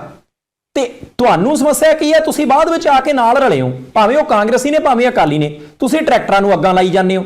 ਤੇ ਮੈਂ ਇੱਕ ਹੋਰ ਕਹਿਣਾ, ਇੱਥੇ ਲੀਡਰ ਇੱਕ ਚੀਜ਼ ਮੈਂ ਐਡ ਕਰ ਦਿਆਂ, ਜਿੱਦਾਂ ਤੁਸੀਂ ਹੁਣੇ ਜ਼ਿਕਰ ਕੀਤਾ ਨਾ ਵੀ ਉਹ ਜਿਹੜਾ ਟਰੈਕਟਰ ਹੈ ਉਹ ਕੰਮ ਦੇ ਹੈ ਕਿ ਨਹੀਂ ਕੰਮ ਦੇ। ਪਹਿਲੀ ਗੱਲ ਤਾਂ ਇਹ ਜਿਹੜੇ ਬੰਦੇ ਨੇ ਵਾਹੀ ਕੀਤੀ ਹੈ ਜਾਂ ਕਰਦਾ ਉਹਨੂੰ ਪਤਾ ਵੀ ਟਰੈਕਟਰ ਕਦੀ ਵਾਹੀ ਕਰਨ ਤੋਂ ਪਾਸੇ ਹੁੰਦਾ ਹੀ ਨਹੀਂ। ਇਹ ਬੌਲਦ ਤਾਂ ਹੈ ਨਹੀਂ ਵੀ ਬੁੱਢਾ ਹੋ ਗਿਆ ਤੇ ਆਪਾਂ ਨੂੰ ਵੇਚਣਾ ਪੈਣਾ। ਟਰੈਕਟਰ ਤਾਂ ਲੋਹਾ ਤੇ ਇੰਨਾ ਕੁ ਮਜ਼ਬੂਤ ਹੈ ਵੀ ਉਹਦੇ ਜਿੰਨੇ ਕੁ ਮਾੜੇ ਮੋੜ ਕੋਈ ਨਟ ਬੋਲਟ ਬੈਰਿੰਗ ਜਿਹੜੇ ਆ ਉਹ ਆਮ ਆਪਾਂ ਨੂੰ ਹੁਣ ਤਾਂ ਪਿੰਡਾਂ ਵਾਲੇ ਅੱਡਿਆਂ ਤੇ ਵੀ ਮਿਸਤਰੀ ਬੈਠੇ ਉਹ ਠੀਕ ਕਰ ਦਿੰਦੇ ਆ ਤੇ ਜ਼ਿੰਦਗੀ ਆਪਣੀ ਬੜੀ ਵਧੀਆ ਚੱਲੀ ਜਾਂਦੀ ਆ। ਰਹੀ ਗੱਲ ਟਰੈਕਟਰਾਂ ਦੇ ਮੁੱਲ ਦੀ, ਤਾਂ ਜਿਹੜੇ ਸੰਘ ਪਾੜ ਕੇ ਆਪਾਂ ਇਹ ਕਹਿੰਦੇ ਆ ਵੀ ਪੰਜਾਬ ਦੇ ਵਿੱਚ ਖੇਤੀ ਬੜੀ ਛੋਟੀ ਹੈ ਜੀ, ਕਿੱਲੇ 1.5 ਕਿੱਲੇ 2 ਕਿੱਲੇ 2.5 ਕਿੱਲੇ ਵਾਲੇ ਕਿਸਾਨਾਂ ਦੀ ਗਿਣਤੀ ਕਈ % ਹੈ। ਤਾਂ ਤੁਸੀਂ ਇਹ ਹਿਸਾਬ ਲਾਓ ਕਿ ਉਹ ਜਿਹੜਾ ਕਿੱਲੇ 1.5 ਕਿੱਲੇ 2 ਕਿੱਲੇ ਵਾਲਾ ਕਿਸਾਨ ਹੈ ਉਹਦੀ 1 ਸਾਲ ਦੀ ਕਣਕ ਝੋਨੇ ਦੀ ਆਮਦਨ ਦੇ ਵਿੱਚੋਂ ਇਹ 2 ਟਰੈਕਟਰ ਨਹੀਂ ਆਉਂਦੇ। ਇਹ ਹਿਸਾਬ ਕਿਤਾਬ ਉੱਥੇ ਵਹੀ ਖਾਤੇ ਤੇ ਲਾ ਕੇ ਉਹਨਾਂ ਨੂੰ ਦੱਸੋ, ਜਿਹੜੇ ਉੱਪਰ ਬੈਠੇ ਸਾਰੇ ਬਿੱਲ ਬਣਾ ਰਹੇ ਨੇ, ਫਿਰ ਇਹ ਗੱਲਾਂ ਹੋਣੀਆਂ ਨੇ। ਤੇ ਜੇ ਆਪਾਂ ਆਪਣੇ ਕੋਲੇ ਬਾਹਰਲੀ ਆਮਦਨ ਹੈਗੀ ਆ, ਆਪਾਂ ਨੂੰ ਹੋਰ ਥਾਵਾਂ ਤੋਂ ਇਨਕਮ ਆਉਂਦੀ ਆ ਤੇ ਆਪਾਂ ਕੋਈ 35 40 50 ਹਜ਼ਾਰ ਦਾ ਲਿਆ ਕੇ ਟਰੈਕਟਰ ਫੂਕ ਕੇ ਅਖਬਾਰਾਂ 'ਚ ਫੋਟੋਆਂ ਲਵਾਉਂਦੇ ਆ, ਇਹ ਕੋਈ ਸਿਆਸਤ ਨਹੀਂ ਹੈਗੀ। ਅਸਲ ਗੱਲ ਕੀ ਆ, ਆਪਾਂ ਤੁਹਾਨੂੰ ਉਹ ਦੱਸ ਰਹੇ ਹਾਂ ਕਿ ਜਿਹੜੀ ਚੀਜ਼ ਤੇ ਉੱਥੇ ਜਾ ਕੇ ਬਿੱਲ ਬਣਦੇ ਨੇ, ਉਹ ਜਿਹੜੇ ਬਿੱਲ ਨੇ ਉਹ ਕਿਹੜੀ ਆਰਥਿਕਤਾ ਜਾਂ ਕਿਹੜੀ ਜਮ੍ਹਾਂ ਘਟਾਓ ਦੇ ਉੱਪਰ ਬਣਦੇ ਨੇ। ਉਹ ਜਮ੍ਹਾਂ ਘਟਾਓ ਪੰਜਾਬ ਵਾਲੇ ਪਾਸਿਓਂ ਕਰਕੇ ਦੱਸੋ ਕਿ ਆਹ ਦੇਖੋ ਜੀ ਇੰਨੀ ਕੀ ਆਮਦਨ ਹੈ ਤੇ ਤੁਸੀਂ ਉਹਨਾਂ ਨੂੰ ਮਾਰ ਦਿਓਗੇ ਜੇ ਉਹਨਾਂ ਨੂੰ ਆ ਵੀ ਨਾ ਮਿਲੀ। ਪਰ ਜਦੋਂ ਆਪਾਂ ਜਿਹੜੇ ਟਰੈਕਟਰ ਸਾੜਦੇ ਆ ਤੇ ਉਹਦੇ 'ਚੋਂ ਤਾਂ ਫਿਰ ਕਹਾਣੀ ਹੋਰ ਪਾਸੇ ਚਲੇਗੀ। ਨਹੀਂ ਬਿਲਕੁਲ, ਦੇਖੋ ਅਸਲ ਦੇ ਵਿੱਚ ਨਾ ਮੈਂ ਪਹਿਲਾਂ ਵੀ ਕਈ ਵਾਰੀ ਗੱਲ ਕਰਦਾ ਹੁੰਦਾ, ਤੁਸੀਂ ਉਹਦੇ ਵਿੱਚ ਮੇਰਾ ਸਾਥ ਦਿੰਦੇ ਹੁੰਦੇ ਆ ਕਿ ਅੱਜ ਵਿਆਹ ਦੇ ਵਿੱਚ ਭੰਗੜਾ ਅਸੀਂ ਇਸ ਕਰਕੇ ਨਹੀਂ ਪਾਉਂਦੇ ਕਿ ਸਾਨੂੰ ਵਿਆਹ ਦੀ ਖੁਸ਼ੀ, ਇਸ ਕਰਕੇ ਪਾਉਂਦੇ ਕਿ ਮੂਵੀ ਦੇ ਸਾਹਮਣੇ ਸਭ ਤੋਂ ਮੂਹਰੇ ਜਾ ਕੇ ਝਾਫਾ ਕੌਣ ਕਰਦਾ ਹੈ। ਉੱਥੇ ਜਾ ਕੇ ਝੂਮਰ ਕੌਣ ਕਰਦਾ ਹੈ, ਉੱਥੇ ਜਾ ਕੇ ਫਲਾਨਾ ਜਿਹੜਾ ਐਕਸ਼ਨ ਕੌਣ ਕਰਦਾ ਹੈ। ਇਹ ਵੀ 150 ਥਾਵਾਂ ਤੇ ਪੰਜਾਬ ਬੰਦ ਦੇ ਵਿੱਚੋਂ ਆਪਣੇ ਆਪ ਨੂੰ ਉਭਾਰ ਕੇ ਪੇਸ਼ ਕਰਨ ਦੀ ਕਵਾਇਦ ਕਾਂਗਰਸੀਆਂ ਨੇ ਕੀਤੀ ਸੀ ਕੁਝ ਦਿਨ ਪਹਿਲਾਂ, ਤੇ ਹੁਣ ਅਕਾਲੀ ਦਲ ਦੀ ਲੀਡਰਸ਼ਿਪ ਦੇ ਵਿੱਚੋਂ ਜਿਹੜਾ ਇੱਕ ਲੀਡਰ ਹੈ ਉਹਨਾਂ ਨੇ ਕਰ ਦਿੱਤੀ। ਚਲੋ ਅਸੀਂ ਉਮੀਦ ਕਰਦੇ ਹਾਂ ਕਿ ਜੋ ਹੋ ਗਿਆ ਅੱਗੋਂ ਨਾ ਕਰਨ। ਹੁਣ ਸੰਧਾਲੀਆ ਸਾਹਿਬ ਇੱਥੇ ਇੱਕ ਮਸਲਾ ਜਿਹੜਾ ਉਹ ਹੋਰ ਉੱਠ ਕੇ ਖੜਾ ਹੁੰਦਾ ਹੈ। ਆਪਾਂ ਲੀਡਰਾਂ ਦਾ ਜ਼ਿਕਰ ਕੀਤਾ, ਮੈਂ ਚਾਹੁੰਦਾ ਕਿ ਆਪਾਂ ਪ੍ਰਾਈਮ ਏਸ਼ੀਆ ਟੀਵੀ ਦੇ ਆਪਣੇ ਪਰਿਵਾਰ ਦੇ ਮੈਂਬਰਾਂ ਨੂੰ ਇੱਕ ਦਸੀਏ, ਪੁੱਛੀਏ ਕਿ ਤੁਸੀਂ ਟਿੱਪਣੀਆਂ ਕਰੋ। ਤੁਸੀਂ ਆਪਣੇ ਨੇੜੇ ਤੇੜੇ ਜਿਹੜਾ ਧਰਨਾ ਦੇਖਿਆ, ਜੇ ਉਹਦੇ ਵਿੱਚ ਕਿਸੇ ਵੀ ਸਿਆਸੀ ਪਾਰਟੀ ਦਾ ਕੋਈ ਲੀਡਰ ਬਿਨਾਂ ਪਾਰਟੀ ਦਾ ਝੱਗਾ ਪਾਇਆ, ਬਿਨਾਂ ਪਾਰਟੀ ਦਾ ਝੰਡਾ ਲਾਇਆ, ਬਿਨਾਂ ਪਾਰਟੀ ਦਾ ਬੈਜ ਲਾਇਆ, ਬਿਨਾਂ ਪਾਰਟੀ ਦਾ ਨਾਅਰਾ ਲਾਇਆ, ਕਿਸਾਨਾਂ ਦੇ ਧਰਨੇ 'ਚ ਚੁੱਪ ਕਰਕੇ ਆ ਕੇ ਦਰੀ ਤੇ ਬੈਠਾ ਹੈ, ਜਿਹਨੇ ਆਪਣੀ ਪਾਰਟੀ ਦਾ ਪ੍ਰਪੰਚ ਨਹੀਂ ਕੀਤਾ ਕਿ ਮੈਂ ਫਲਾਨਾ, ਤੇ ਉਹ ਕਿਸਾਨ ਮਜ਼ਦੂਰ ਦੇ ਹੱਕ 'ਚ ਆ ਕੇ ਬੈਠਾ ਹੈ। ਤੁਸੀਂ ਟਿੱਪਣੀਆਂ ਜਿਹੜੀਆਂ ਉਹ ਲਿਖਿਓ ਜ਼ਰੂਰ, ਕਿਉਂਕਿ ਜੇ ਅਸੀਂ ਗਲਤ ਜਿਨ੍ਹਾਂ ਨੇ ਕਵਾਇਦ ਸ਼ੁਰੂ ਕੀਤੀ ਉਹਨਾਂ ਦਾ ਜ਼ਿਕਰ ਕਰਦੇ ਹਾਂ ਤਾਂ ਅਸੀਂ ਦੂਜਿਆਂ ਦਾ ਜ਼ਿਕਰ ਕਰਨਾ ਵੀ ਬੇਹੱਦ ਜ਼ਰੂਰੀ ਸਮਝਦੇ ਹਾਂ। ਹਾਲਾਂਕਿ ਉਹ ਲੀਡਰ ਨੇ, ਪਹਿਚਾਣੇ ਜਾਂਦੇ ਆ, ਪਰ ਫਿਰ ਵੀ ਜੇ ਉਹ ਕਿਸਾਨਾਂ ਦੇ ਧਰਨੇ 'ਚ ਚੁੱਪ ਕਰਕੇ ਆ ਕੇ ਬੈਠੇ ਆ ਕਿ ਕੋਈ ਗੱਲ ਨਹੀਂ ਜੀ, ਬੈਠੇ ਆ ਨਾਲ ਹੀ ਤੁਹਾਡੇ ਆ, ਜ਼ਿਕਰ ਕਰਨਾ ਤਾਂ ਸੰਧਾਲੀਆ ਸਾਹਿਬ ਬਣਦਾ ਹੀ ਆ ਨਾ। ਨਹੀਂ, ਬਿਲਕੁਲ ਬਣਦਾ ਜੀ। ਇਹ ਜ਼ਰੂਰ ਅਸੀਂ ਬੇਨਤੀ ਕਰਾਂਗੇ ਜੀ ਕਿ ਤੁਸੀਂ, ਕਿਉਂਕਿ ਹੁਣ ਪੂਰੇ ਪੰਜਾਬ ਦੇ ਵਿੱਚ ਅਲੱਗ-ਅਲੱਗ ਥਾਵਾਂ ਤੇ ਲੀਡਰਾਂ ਨੂੰ ਦੇਖਿਆ, ਜਿਹੜਾ ਲੀਡਰ ਲਾਂਭੇ ਹੋ ਕੇ ਬੈਠਾ ਸੀ ਜਾਂ ਵੱਖਰਾ ਉਹਨੇ ਆਪਣਾ ਕੋਈ ਧਰਨਾ ਕੀਤਾ, ਉਹਦਾ ਨਾਮ ਹੀ ਲਿਖ ਦਿਓ। ਜਿਹੜਾ ਲੀਡਰ ਆਮ ਕਿਸਾਨ ਦੀ ਸਪੋਰਟ ਦੇ ਉੱਪਰ ਆਇਆ, ਉਹ ਵੀ ਆਮ ਸਧਾਰਨ ਬੰਦਾ ਬਣ ਕੇ, ਆਮ ਸਧਾਰਨ ਬਸ਼ਿੰਦਾ ਬਣ ਕੇ, ਲੀਡਰ ਬਣ ਕੇ ਨਹੀਂ, ਉਹਦਾ ਨਾਮ ਹੀ ਲਿਖ ਦਿਓ। ਦੋ ਕੁ ਉਦਾਹਰਨਾਂ ਤਾਂ ਮੇਰੇ ਤੱਕ ਪਹੁੰਚੀਆਂ ਨੇ WhatsApp, ਜੇ ਕਹੋ ਤਾਂ ਮੈਂ ਜ਼ਿਕਰ ਕਰ ਦਿਆਂ। ਨਹੀਂ ਬਿਲਕੁਲ ਕਰ ਦਿਓ ਜੀ, ਕਰ ਦਿਓ। ਇੱਕ ਤਾਂ ਤਸਵੀਰ ਭਗਵੰਤ ਮਾਨ ਹੋਰਾਂ ਦੀ ਵਾਇਰਲ ਸੀਗੀ ਕਿ ਉਹ ਬੰਦਾ ਹੈ MP। ਹੁਣ ਜਦੋਂ ਆਪਾਂ MP ਦੀ ਗੱਲ ਕਰਦੇ ਹਾਂ ਤਾਂ ਲੋਕ ਸਭਾ ਦੇ ਵਿੱਚ ਵੀ ਗੱਲ ਕਰਨੀ ਬਣਦੀ ਹੈ, ਉੱਥੇ ਜਾ ਕੇ ਵੀ ਕਹਿਣਾ ਹੁੰਦਾ ਵੀ ਆਹ ਚੀਜ਼ ਗਲਤ ਹੈ ਜੀ, ਆਹ ਚੀਜ਼ ਸਹੀ ਹੈ। ਹੁਣ ਉਸ ਲੈਵਲ ਦਾ ਸਟੇਟਸ ਦਾ ਬੰਦਾ ਜੇ ਉੱਥੇ ਦਰੀ ਤੇ ਨੀਵੀਂ ਪਾ ਕੇ, ਕੋਈ ਉਹਦੇ ਨਾਲ ਗਨਮੈਨ ਨਹੀਂ, ਕੋਈ ਲਾਮ ਲਸ਼ਕਰ ਨਹੀਂ, ਲਾਗੇ ਆਮ ਸਧਾਰਨ ਕਿਸਾਨ ਬੈਠੇ ਜੋ ਉਹ ਬਹਿ ਸਕਦਾ, ਤੇ ਕੀ ਗੱਲ ਬਾਕੀ ਲੀਡਰਾਂ ਨੂੰ ਕੀ ਪ੍ਰੋਬਲਮ ਆ। ਇੱਕ ਦੂਸਰੀ ਤਸਵੀਰ ਮੋਗੇ ਵਾਲੇ ਜਿਹੜੇ ਕਾਂਗਰਸੀ MLA ਆ ਡਾਕਟਰ ਹਰਜੋਤ ਹੋਰੀ, ਉਹਨਾਂ ਦੀ ਆਈ ਸੀ ਕਿ ਉਹ ਵੀ, ਉਹਨਾਂ ਨੇ ਵੀ ਸਿਰ ਤੇ ਸਾਫਾ ਜਿਹਾ ਜਿਸ ਹਿਸਾਬ ਦਾ ਬੰਨਿਆ ਸੀ, ਦੂਰੋਂ ਬੰਦਾ ਪਛਾਣ ਨਹੀਂ ਸਕਦਾ ਕਿ ਇਹ ਬੰਦਾ MLA ਆ, ਉਹਨਾਂ ਦੀ ਤਸਵੀਰ ਵੀ ਆਈ। ਇਸ ਤੋਂ ਇਲਾਵਾ ਮੈਂ ਚਾਹੁੰਦਾ ਕਿ ਅੱਜ ਦੇ ਇਸ ਪ੍ਰੋਗਰਾਮ 'ਚ ਅਸੀਂ ਜ਼ਰੂਰ ਉਹਨਾਂ ਸਾਰੇ ਲੀਡਰਾਂ ਨੂੰ ਵਧਾਈ ਦੇ ਦਈਏ ਜਿਹੜੇ ਲੀਡਰਾਂ ਨੇ ਵਾਕਿਆ ਹੀ ਆਪਣੀ ਜਿਹੜੀ ਰਾਜਨੀਤੀ ਉਹਨੂੰ ਘਰੇ ਛੱਡ ਕੇ ਤੇ ਆਮ ਕਿਸਾਨ ਦੇ ਤੌਰ ਦੇ ਉੱਪਰ ਜਾਂ ਆਮ ਕਿਸਾਨ ਦੀ ਸਪੋਰਟ ਦੇ ਵਿੱਚ ਉੱਥੇ ਪਹੁੰਚ ਕੇ ਸ਼ਮੂਲੀਅਤ ਕੀਤੀ। ਜੀ WhatsApp ਅੱਗੇ ਗੱਲ ਤੋਰੀਏ ਜੀ। ਸੰਧਾਲੀਆ ਸਾਹਿਬ ਬਿਲਕੁਲ ਠੀਕ ਹੈ। ਇੱਕ ਵੀਡੀਓ ਮੇਰੇ ਕੋਲੇ ਵੀ ਪਹੁੰਚੀ ਸੀ, ਤੁਸੀਂ ਡਾਕਟਰ ਹਰਜੋਤ ਕਮਲ ਹੋਰਾਂ ਦਾ ਜ਼ਿਕਰ ਕੀਤਾ, ਭਗਵੰਤ ਮਾਨ ਹੋਰਾਂ ਦਾ ਜ਼ਿਕਰ ਕੀਤਾ, ਪਰਮਿੰਦਰ ਸਿੰਘ ਢੀਂਡਸਾ ਵੀ ਸਵੇਰੇ ਇੱਕ ਇਕੱਠ ਦੇ ਨਾਲ ਤੁਰੇ ਜਾਂਦੇ ਸੀ। ਜਿੰਨੀ ਕੁ ਵੀਡੀਓ ਮੈਂ ਦੇਖੀ, ਕੋਈ ਨਾਰਾ ਮੈਂ ਇਦਾਂ ਦਾ ਨਹੀਂ ਦੇਖਿਆ ਕਿ ਉਹਨਾਂ ਦੀ ਆਪਦੀ ਪਾਰਟੀ ਦਾ ਜ਼ਿਕਰ ਹੈ ਜਾਂ ਪਰਮਿੰਦਰ ਸਿੰਘ ਢੀਂਡਸਾ ਦਾ ਜ਼ਿਕਰ ਹੈ। ਉਹ ਨਾਲ ਬੈਠੇ, ਉਹ ਨਾਲ ਤੁਰੇ ਜਾਂਦੇ ਸੀ ਉਸ ਪ੍ਰਦਰਸ਼ਨ ਦੇ। ਦੇਖੋ ਜਿਹੜੇ ਲੀਡਰ ਨੇ ਤਾਂ ਉਸ ਲਈ ਆਪਣੀ ਸਿਆਸੀ ਹੋਂਦ ਨੂੰ ਖਤਮ ਕਰਕੇ ਕਿਹਾ ਕਿ ਭਾਈ ਮੈਂ ਪੰਜਾਬੀ ਹਾਂ, ਅੱਜ ਇੱਕ ਦਿਨ ਹੀ ਮੰਗਿਆ ਸੀ, ਬਹੁਤੇ ਤਾਂ ਮੰਗੇ ਹੀ ਨਹੀਂ ਸੀ, ਤੇ ਜੇ ਇੱਕ ਦਿਨ ਵੀ ਨਹੀਂ ਦਿੱਤਾ ਗਿਆ ਤਾਂ ਫਿਰ ਤਾਂ ਕੰਮ ਜਿਹੜਾ ਬਹੁਤ ਔਖਾ। ਕਈ ਜਗ੍ਹਾ ਦੇ ਉੱਤੇ ਅਕਾਲੀਆਂ ਨੇ, ਕਾਂਗਰਸੀਆਂ ਨੇ, ਬਹੁਜਨ ਸਮਾਜ ਪਾਰਟੀ ਵਾਲਿਆਂ ਨੇ, ਆਪ ਵਾਲਿਆਂ ਨੇ ਆਪੋ ਆਪਣਾ ਵੱਖਰਾ ਝੰਡਾ ਚੱਕਿਆ। ਠੀਕ ਹੈ, ਤੁਹਾਡੇ ਕੋਲੇ ਦਿਨ ਬਥੇਰੇ ਸੀ, ਤੁਸੀਂ ਆਪਣੇ ਹਿਸਾਬ ਦੇ ਨਾਲ ਕੰਮ ਕਰ ਲੈਂਦੇ, ਪਰ ਜਿਹੜੇ ਉਸ ਦਿਨ ਕਿਸਾਨਾਂ ਦੇ ਨਾਲ ਆ ਕੇ ਬੈਠੇ ਆ ਨਾ, ਜ਼ਿਕਰ ਕਰਨਾ ਸੱਚੀ ਮੁੱਚੀ ਬਣਦਾ ਹੈ। ਮੈਂ ਸੰਧਾਲੀਆ ਸਾਹਿਬ ਫੇਰ ਇੱਕ ਵਾਰੀ ਕਹਿ ਦਿਆਂ ਕਿ ਆਮ ਬੰਦੇ ਨੇ ਕੱਲ ਕੋਈ ਕਸਰ ਬਾਕੀ ਨਹੀਂ ਛੱਡੀ। ਆਮ ਬੰਦੇ ਨੇ ਸ਼ਾਂਤੀ ਰੱਖਣ 'ਚ, ਲੋਕਾਂ ਦੀ ਸੇਵਾ ਕਰਨ 'ਚ, ਉੱਥੇ ਗੱਲਬਾਤ ਕਰਨ ਦੇ ਵਿੱਚ, ਸਮਝਣ ਦੇ ਵਿੱਚ, ਤੇ ਆਮ ਬੰਦਾ ਆਮ ਹੁੰਦਾ ਹੈ। ਖਾਸ ਕੌਣ ਹੈ? ਖਾਸ ਸਾਡੀ ਲੀਡਰਸ਼ਿਪ ਹੈ, ਖਾਸ ਸਾਡਾ ਬੁੱਧੀਜੀਵੀ ਵਰਗ ਹੈ, ਖਾਸ ਸਾਡੇ ਕਲਾਕਾਰ ਨੇ। ਇਹਨਾਂ ਨੇ ਸੇਧ ਦੇਣੀ ਹੁੰਦੀ ਹੈ। ਇਦਾਂ ਨਹੀਂ ਇਹ ਰਹਿ ਸਕਦੇ, ਇਦਾਂ ਨਹੀਂ ਕਰ ਸਕਦੇ ਕਿ ਭਾਈ ਅਸੀਂ ਗਏ ਸੀ ਤੇ ਆਪਣਾ ਫਰਜ਼ ਨਿਭਾਏ। ਨਹੀਂ, ਤੁਸੀਂ ਖਾਸ ਹੋ, ਤੁਸੀਂ ਆਮ ਲੋਕਾਂ ਨੂੰ ਸੇਧ ਦੇਣੀ ਹੈ। ਚੰਗੀ ਸੇਧ ਦੇ ਦਿਓਗੇ, ਪੰਜਾਬ ਬਚ ਜੂਗਾ। ਜੇ ਸੇਧ ਨਹੀਂ ਦਿਓਗੇ, ਆਪਣੇ ਫਰਜ਼ਾਂ ਤੋਂ ਕੁਤਾਹੀ ਕਰੋਗੇ, ਇੱਕ ਦਿਨ ਦੀ ਹਾਜ਼ਰੀ ਲਵਾ ਕੇ ਚੁੱਪ ਕਰਕੇ ਸਰਾਣੇ ਥੱਲੇ ਬਾਂਹ ਦੇ ਕੇ ਸੌ ਜਾਓਗੇ ਕਿ ਭਾਈ ਸੋਸ਼ਲ ਮੀਡੀਆ ਦੇ ਉੱਤੇ ਬੱਲੇ ਹੋਈ ਜਾਂਦੀ ਹੈ। ਇਤਿਹਾਸ ਦੇ ਵਿੱਚ ਨਾ ਫਿਰ ਠੀਕ ਅੱਖਰਾਂ 'ਚ ਨਹੀਂ ਲਿਖਿਆ ਜਾਣਾ। ਕੀ ਆਨੇ ਹੋ? ਬਿਲਕੁਲ ਸਹੀ। ਇਹ ਨਾਲ ਦੀ ਨਾਲ ਜਦੋਂ ਆਪਾਂ ਬੇਨਤੀ ਕੀਤੀ ਆ ਤੇ ਬਹੁਤ ਸਾਰੇ ਸਾਡੇ ਪਰਿਵਾਰ ਦੇ ਮੈਂਬਰ ਉਹ ਨਾਂ ਲਿਖਣ ਵੀ ਲੱਗ ਪਏ। ਐਂਡ ਇਹ ਜਿਹੜੇ ਵੀ ਲੀਡਰ ਸਾਹਿਬਾਨਾਂ ਦੇ ਨਾਮ ਆ ਰਹੇ ਨੇ, ਇਹ ਮੈਂ ਇਸ ਕਰਕੇ ਨਹੀਂ ਪੜ੍ਹ ਰਿਹਾ ਕਿਉਂਕਿ ਅਜੇ ਵੀ ਨਾਮ ਹੋਰ ਆ ਰਹੇ ਨੇ, ਤੁਸੀਂ ਹੋਰ ਲਿਖ ਲਓ। ਇਹ ਸਾਰਿਆਂ ਨੂੰ ਬਹੁਤ ਵਧਾਈ ਕਿ ਤੁਸੀਂ ਮਹਿਸੂਸ ਕੀਤਾ ਕਿ ਅੱਜ ਦਿਨ ਜਿਹੜਾ ਹੈ ਉਹ, ਜਿਹੜੀ ਵੈਸੇ ਤਾਂ ਪਿਛਲੇ ਸਮੇਂ ਦੇ ਵਿੱਚ ਜਿਹੜੀ ਹੁਣ ਗੱਡੀ ਦੇ ਉੱਪਰ ਲਾਲ ਬੱਤੀ ਲਾਉਣ ਦੀ ਮਨਾਹੀ ਹੋਗੀ, ਪਰ ਲੀਡਰਾਂ ਦੇ ਸਿਰ ਤੇ ਅਜੇ ਵੀ ਉਹ ਬੱਤੀ ਨਹੀਂ ਜਾਂਦੀ ਕਿਉਂਕਿ ਜਿਹੜੀ ਦਿਮਾਗ 'ਚ ਲਾਲ ਬੱਤੀ ਫਸ ਗਈ ਹੈ ਨਾ, ਉਹ ਨਿਕਲਦੀ ਨਹੀਂ ਛੇਤੀ ਕੀਤਿਆਂ। ਪਰ ਫਿਰ ਵੀ ਜਿਨ੍ਹਾਂ ਨੇ ਕੱਲ੍ਹ ਉਹ ਲਾਲ ਬੱਤੀ ਕੱਢੀ ਤੇ ਆਮ ਬੰਦੇ ਬਣ ਕੇ ਉੱਥੇ ਉਹ ਪਹੁੰਚੇ ਲੋਕਾਂ ਦੇ ਨਾਲ, ਉਹਨਾਂ ਸਾਰਿਆਂ ਦਾ ਦਿਲੋਂ ਧੰਨਵਾਦ। ਕਿਉਂਕਿ ਜੇ ਇਸ ਤਰ੍ਹਾਂ ਦੇ ਲੀਡਰ ਆਪਣੇ ਸਾਹਮਣੇ ਆਉਣ ਲੱਗ ਪੈਣਗੇ, ਉਹ ਵਾਕਈ ਲੋਕਾਂ ਦਾ ਦਰਦ ਮਹਿਸੂਸ ਕਰਨ ਲੱਗ ਪੈਣਗੇ, ਤੇ ਫਿਰ ਹੌਲੀ ਹੌਲੀ ਆਪਾਂ ਇਹ ਆਸ ਕਰ ਸਕਦੇ ਹਾਂ ਕਿ ਜਿਹੜਾ ਪੰਜਾਬ ਇਸ ਵਕਤ ਬਹੁਤ ਸਾਰੀਆਂ ਮੁਸ਼ਕਲਾਂ ਦੇ ਵਿੱਚ ਫਸਿਆ ਹੋਇਆ, ਚਾਹੇ ਇੱਕ ਇੱਕ ਕਰਕੇ ਸਹੀ ਉਹ ਜਿਹੜਾ ਜਾਲ ਹੈ ਉਹ ਕੱਟਿਆ ਜ਼ਰੂਰ ਜਾਊਗਾ ਤੇ ਪੰਜਾਬ ਫਿਰ ਆਪਣੇ ਪੈਰਾਂ ਸਿਰ ਖੜੋ ਜਾਊਗਾ। ਪਰ ਸਾਹਿਬ ਜੇ ਟਰੈਕਟਰਾਂ ਦੀ ਲੀਡਰਾਂ ਦੀ ਗੱਲ ਚੱਲੀ ਹੈ ਤੇ ਆਪਾਂ ਨੂੰ ਬਾਕੀ ਲੀਡਰਾਂ ਦੀ ਗੱਲ ਵੀ ਕਰ ਲੈਣੀ ਚਾਹੀਦੀ ਹੈ। ਜਿੱਦਾਂ ਹੁਣ ਸ਼੍ਰੋਮਣੀ ਅਕਾਲੀ ਦਲ ਦੇ ਲੀਡਰ ਇਸ ਵਕਤ ਆਪਾਂ ਗੱਲ ਕਰੀਏ, ਇੱਕ ਤਾਂ ਉਹਨਾਂ ਤੋਂ ਜਿਹੜੀ ਕੁਰਸੀ ਹੈ ਉਹ ਛੱਡ ਕੇ ਆਏ ਨੇ ਹਰਸਿਮਰਤ ਕੌਰ ਬਾਦਲ ਹੋਰੀ, ਨਾਲ ਪੰਜਾਬ ਵਾਲੇ ਪਾਸਿਓਂ ਡਿਪਟੀ ਸੀਐਮ ਰਹੇ ਸਰਦਾਰ ਸੁਖਬੀਰ ਸਿੰਘ ਬਾਦਲ ਸਾਹਿਬ, ਉਹਨਾਂ ਨੇ ਵੀ ਕੱਲ੍ਹ ਟਰੈਕਟਰ ਰੈਲੀ ਕੱਢੀ। ਦੋਵੇਂ ਜੀ ਟਰੈਕਟਰ ਦੇ ਉੱਪਰ ਬਿਰਾਜਮਾਨ ਸੀ। ਕੁਝ ਲੋਕਾਂ ਨੇ ਇਸ ਚੀਜ਼ ਦੀ ਤਾਰੀਫ ਕੀਤੀ, ਕੁਝ ਲੋਕ ਇਹਦੇ ਤੇ ਕਿੰਤੂ ਪਰੰਤੂ ਵੀ ਕਰੀ ਜਾਂਦੇ ਸੀ।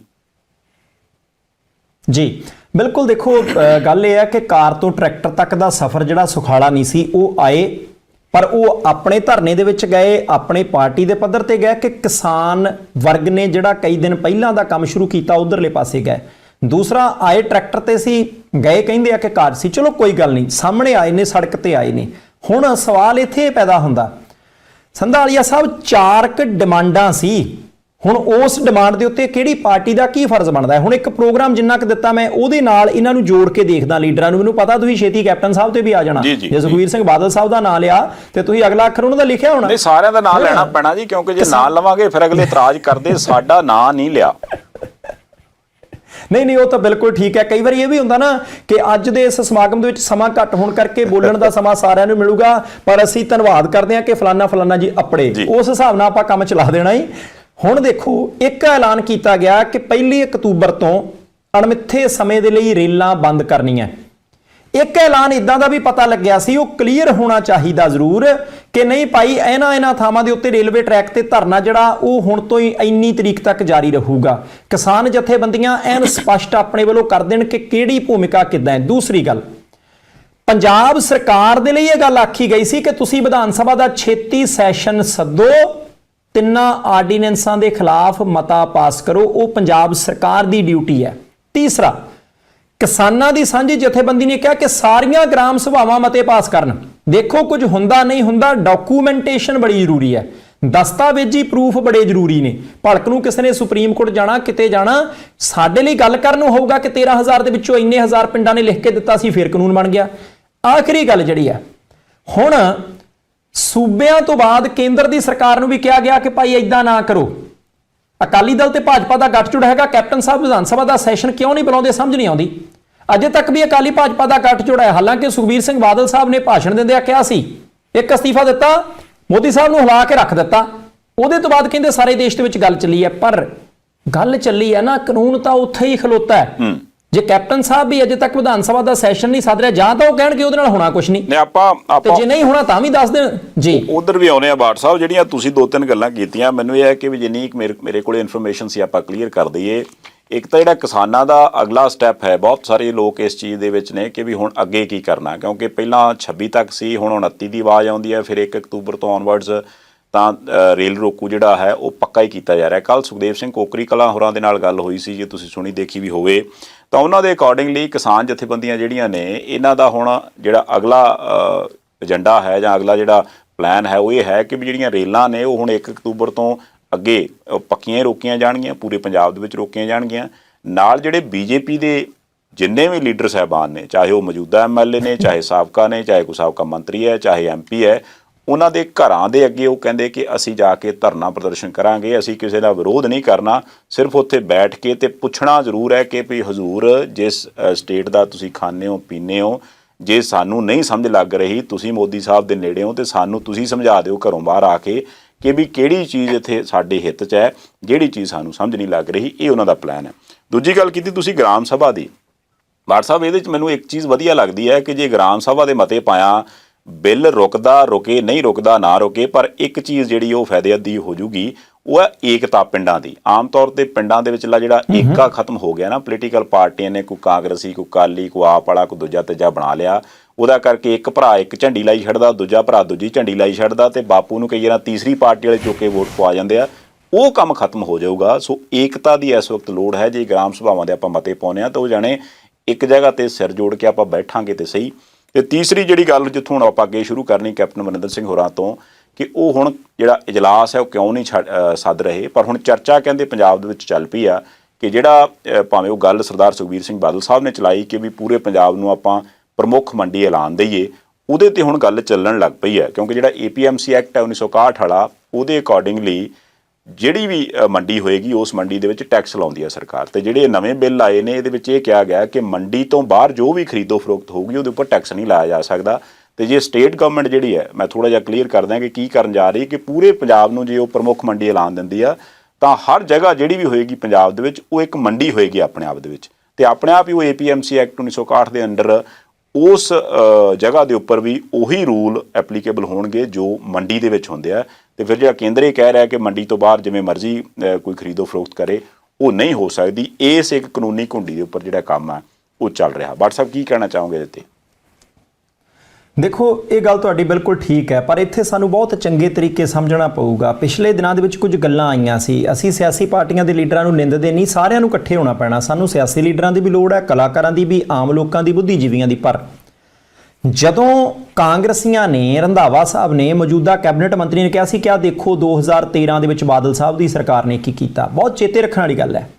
ਫਿਰ ਅਕਾਲੀਆਂ ਨੇ ਕਿਹਾ ਸੀ ਕਿ ਆਹ 2017 ਦੇ ਵਿੱਚ ਕੈਪਟਨ ਸਾਹਿਬ ਦੀ ਸਰਕਾਰ ਨੇ ਕੀ ਕੀਤਾ। ਫਿਰ ਇਹਨਾਂ ਨੇ ਕਿਹਾ ਮੁੜ ਕੇ ਕਿਹਾ ਦੇਖੋ ਕੇਂਦਰ ਦੀ ਸਰਕਾਰ ਨੇ ਕੀ ਕੀਤਾ 2020 ਦੇ ਵਿੱਚ, ਜਦੋਂ ਅਕਾਲੀ ਦਲ ਦੇ ਉਹਦੇ ਵਿੱਚ ਬੀਬੀ ਜੀ ਮੰਤਰੀ ਸੀ, ਹੁਣ ਤਾਂ ਚਲੋ ਅਸਤੀਫਾ ਦੇ ਗਿਆ, ਪ੍ਰਵਾਨ ਵੀ ਹੋ ਗਿਆ।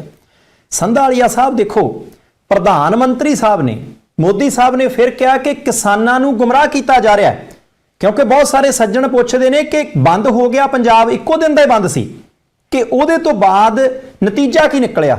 ਨਤੀਜਾ ਕੱਢਣਾ ਸੀ ਕਿ ਕੇਂਦਰ ਸਰਕਾਰ ਕਿਸੇ ਨਾਲ ਗੱਲਬਾਤ ਕਰਨ ਨੂੰ ਸੱਦ ਰਹੀ ਹੈ, ਕਿ ਕੇਂਦਰ ਸਰਕਾਰ ਨੇ ਆਰਡੀਨੈਂਸ ਬਿੱਲ ਕਾਨੂੰਨ ਰੋਕ ਦਿੱਤੇ ਹੈ ਕਿ ਨਹੀਂ। ਦੇਖੋ, ਇਹ ਬੜਾ ਟੇਢਾ ਮਸਲਾ ਹੈ। ਪ੍ਰਧਾਨ ਮੰਤਰੀ ਸਾਹਿਬ ਦਾ ਬਿਆਨ ਆਇਆ, ਉਹ ਕਹਿੰਦੇ ਕਿਸਾਨਾਂ ਨੂੰ ਗੁੰਮਰਾਹ ਕੀਤਾ ਜਾ ਰਿਹਾ ਹੈ, ਇਹ ਕਾਨੂੰਨ ਕਿਸਾਨਾਂ ਦੇ, ਮਜ਼ਦੂਰਾਂ ਦੇ, ਵਪਾਰੀਆਂ ਦੇ ਹਿੱਤ 'ਚ ਨੇ, ਬਹੁਤ ਵਧੀਆ ਕੰਮ ਹੋ ਜਾਊਗਾ। ਠੀਕ ਹੈ, ਪ੍ਰਧਾਨ ਮੰਤਰੀ ਲੋਕਾਂ ਦੇ ਚੁਣੇ ਹੋਏ ਨੁਮਾਇੰਦੇ ਨੇ, ਸਤਿਕਾਰਯੋਗ ਨੇ, ਪਰ ਕਿਸਾਨ ਕਿਉਂ ਨਹੀਂ ਕਰ ਰਿਹਾ ਯਕੀਨ? ਸੰਧਾਲੀਆ ਸਾਹਿਬ, ਅਜੇ ਰਾਜ ਸਭਾ ਦੇ ਵਿੱਚੋਂ ਬਿੱਲ ਪਾਸ ਨਹੀਂ ਸੀ ਹੋਇਆ, ਅਜੇ ਲੋਕ ਸਭਾ ਦੇ ਵਿੱਚੋਂ ਬਿੱਲ ਪਾਸ ਨਹੀਂ ਸੀ ਹੋਇਆ। ਕੋਈ ਬੰਦਾ ਇਸ ਭੁਲੇਖੇ ਗਲਤੀ 'ਚ ਨਾ ਰਹੇ ਕਿ ਪੰਜਾਬ ਦਾ ਕਿਸਾਨ ਇਕੱਲਾ ਸੰਘਰਸ਼ ਕਰ ਰਿਹਾ ਜਾਂ ਇਕੱਲਾ ਖਿਲਾਫ ਹੈ। ਮੈਂ ਗਿਣ ਕੇ ਦੱਸਦਾ, ਹਰਿਆਣਾ ਕੱਲ ਬੰਦ ਰਿਹਾ, ਯੋਗੇਂਦਰ ਯਾਦਵ ਹੋਰਾਂ ਨੇ ਕਿਹਾ ਕਿ ਭਾਈ ਆਜ਼ਾਦੀ ਦੀ ਦੂਸਰੀ ਲੜਾਈ ਸ਼ੁਰੂ ਹੋਈ ਹੈ। ਉੱਤਰ ਪ੍ਰਦੇਸ਼ ਦੇ ਵਿੱਚ 13 ਥਾਵਾਂ ਦੇ ਉੱਤੇ ਕਿਸਾਨਾਂ ਨੇ ਇਕੱਠ ਕਰਕੇ ਵਿਰੋਧ ਕੀਤਾ। ਇਹਦੇ ਤੋਂ ਪਹਿਲਾਂ ਜਦੋਂ ਅਜੇ ਪਾਰਲੀਮੈਂਟ ਦੇ ਵਿੱਚ ਇਹ ਬਿੱਲ ਪਾਸ ਨਹੀਂ ਸੀ ਹੋਏ, ਉੜੀਸਾ ਦੇ ਜੱਜਪੁਰ 'ਚ, ਉੜੀਸਾ ਦੇ ਭੁਵਨੇਸ਼ਵਰ ਦੇ ਵਿੱਚ ਕਿਸਾਨਾਂ ਨੇ ਇਕੱਠੇ ਹੋ ਕੇ ਵਿਰੋਧ ਕੀਤਾ। ਤਾਮਿਲਨਾਡੂ ਦੇ ਵਿੱਚ ਕਿਸਾਨਾਂ ਨੇ ਆਪਣੇ ਖੁਦਕੁਸ਼ੀ ਕਰ ਚੁੱਕੇ ਸਾਥੀਆਂ ਦੀਆਂ ਖੋਪੜੀਆਂ ਰੱਸੀਆਂ 'ਚ ਬੰਨ੍ਹ ਕੇ ਗਲਾਂ 'ਚ ਪਾ ਕੇ ਵਿਰੋਧ ਕੀਤਾ। ਤੇਲੰਗਾਨਾ 'ਚ ਵਿਰੋਧ ਹੋਇਆ, ਮਹਾਰਾਸ਼ਟਰ 'ਚ ਵਿਰੋਧ ਹੋਇਆ, ਆਂਧਰ ਪ੍ਰਦੇਸ਼ 'ਚ ਵਿਰੋਧ ਹੋਇਆ। ਇਹਦੇ ਨਾਲ ਨਾਲ ਬਿਹਾਰ ਦੇ ਵਿੱਚ ਵੀ ਹਲਕਾ ਜਿਹਾ ਪ੍ਰਦਰਸ਼ਨ ਹੋਇਆ। ਜੇ ਇਹਨਾਂ ਸਾਰੇ ਥਾਵਾਂ ਦੇ ਉੱਤੇ ਪ੍ਰਦਰਸ਼ਨ ਹੋਇਆ, 7-8 ਸੂਬੇ ਨੇ, ਹਾਲਾਂਕਿ ਉੱਥੇ ਬੰਦ ਨਹੀਂ ਹੋਇਆ, ਹਾਲਾਂਕਿ ਉੱਥੇ ਪੰਜਾਬ ਤੇ ਹਰਿਆਣੇ ਜਿੰਨਾ ਪ੍ਰਭਾਵਸ਼ਾਲੀ ਵਿਰੋਧ ਨਹੀਂ ਹੋਇਆ, ਪਰ ਜੇ ਉੱਥੋਂ ਦੇ ਵੀ ਕਿਸਾਨ ਕਹਿੰਦੇ ਆ ਕਿ ਭਾਈ ਇਹ ਨੁਕਸਾਨ ਹੈ, ਜੇ ਉੱਥੋਂ ਦੇ ਵੀ ਕਿਸਾਨ ਕਹਿੰਦੇ ਆ ਕਿ ਸਾਨੂੰ ਸਰਮਾਏਦਾਰੀ ਦੇ ਇਹ ਨਹੀਂ ਕਿ ਜਿਹੜੇ ਸਾਡੇ ਤੁਹਾਡੇ ਲਾਗੇ ਵਪਾਰੀ ਨੇ, ਲਾਲਾ ਜੀ ਨੇ, ਨਾ ਨਾ, ਉਹ ਤਾਂ ਸਾਡੇ ਤੁਹਾਡੇ ਵਰਗੇ ਛੋਟੇ ਹੀ ਆ, ਉਹ ਤਾਂ 4 ਦਿਨਾਂ ਦੀ ਖੇਡ ਹੈ, 4 ਮਹੀਨਿਆਂ ਦੀ ਖੇਡ ਹੈ।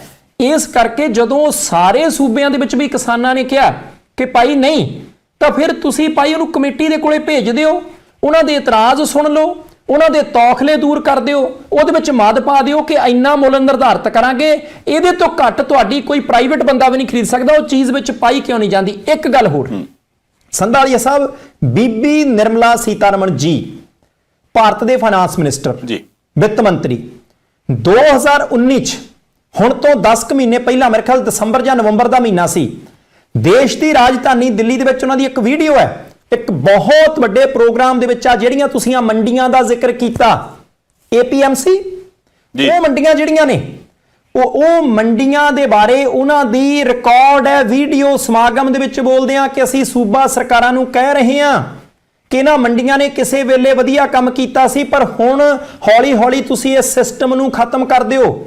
ਅਸੀਂ ਸੂਬਿਆਂ ਨੂੰ ਸਮਝਾ ਰਹੇ ਹਾਂ ਕਿ ਇਹਨਾਂ ਦਾ ਹੁਣ ਕੋਈ ਫਾਇਦਾ ਨਹੀਂ।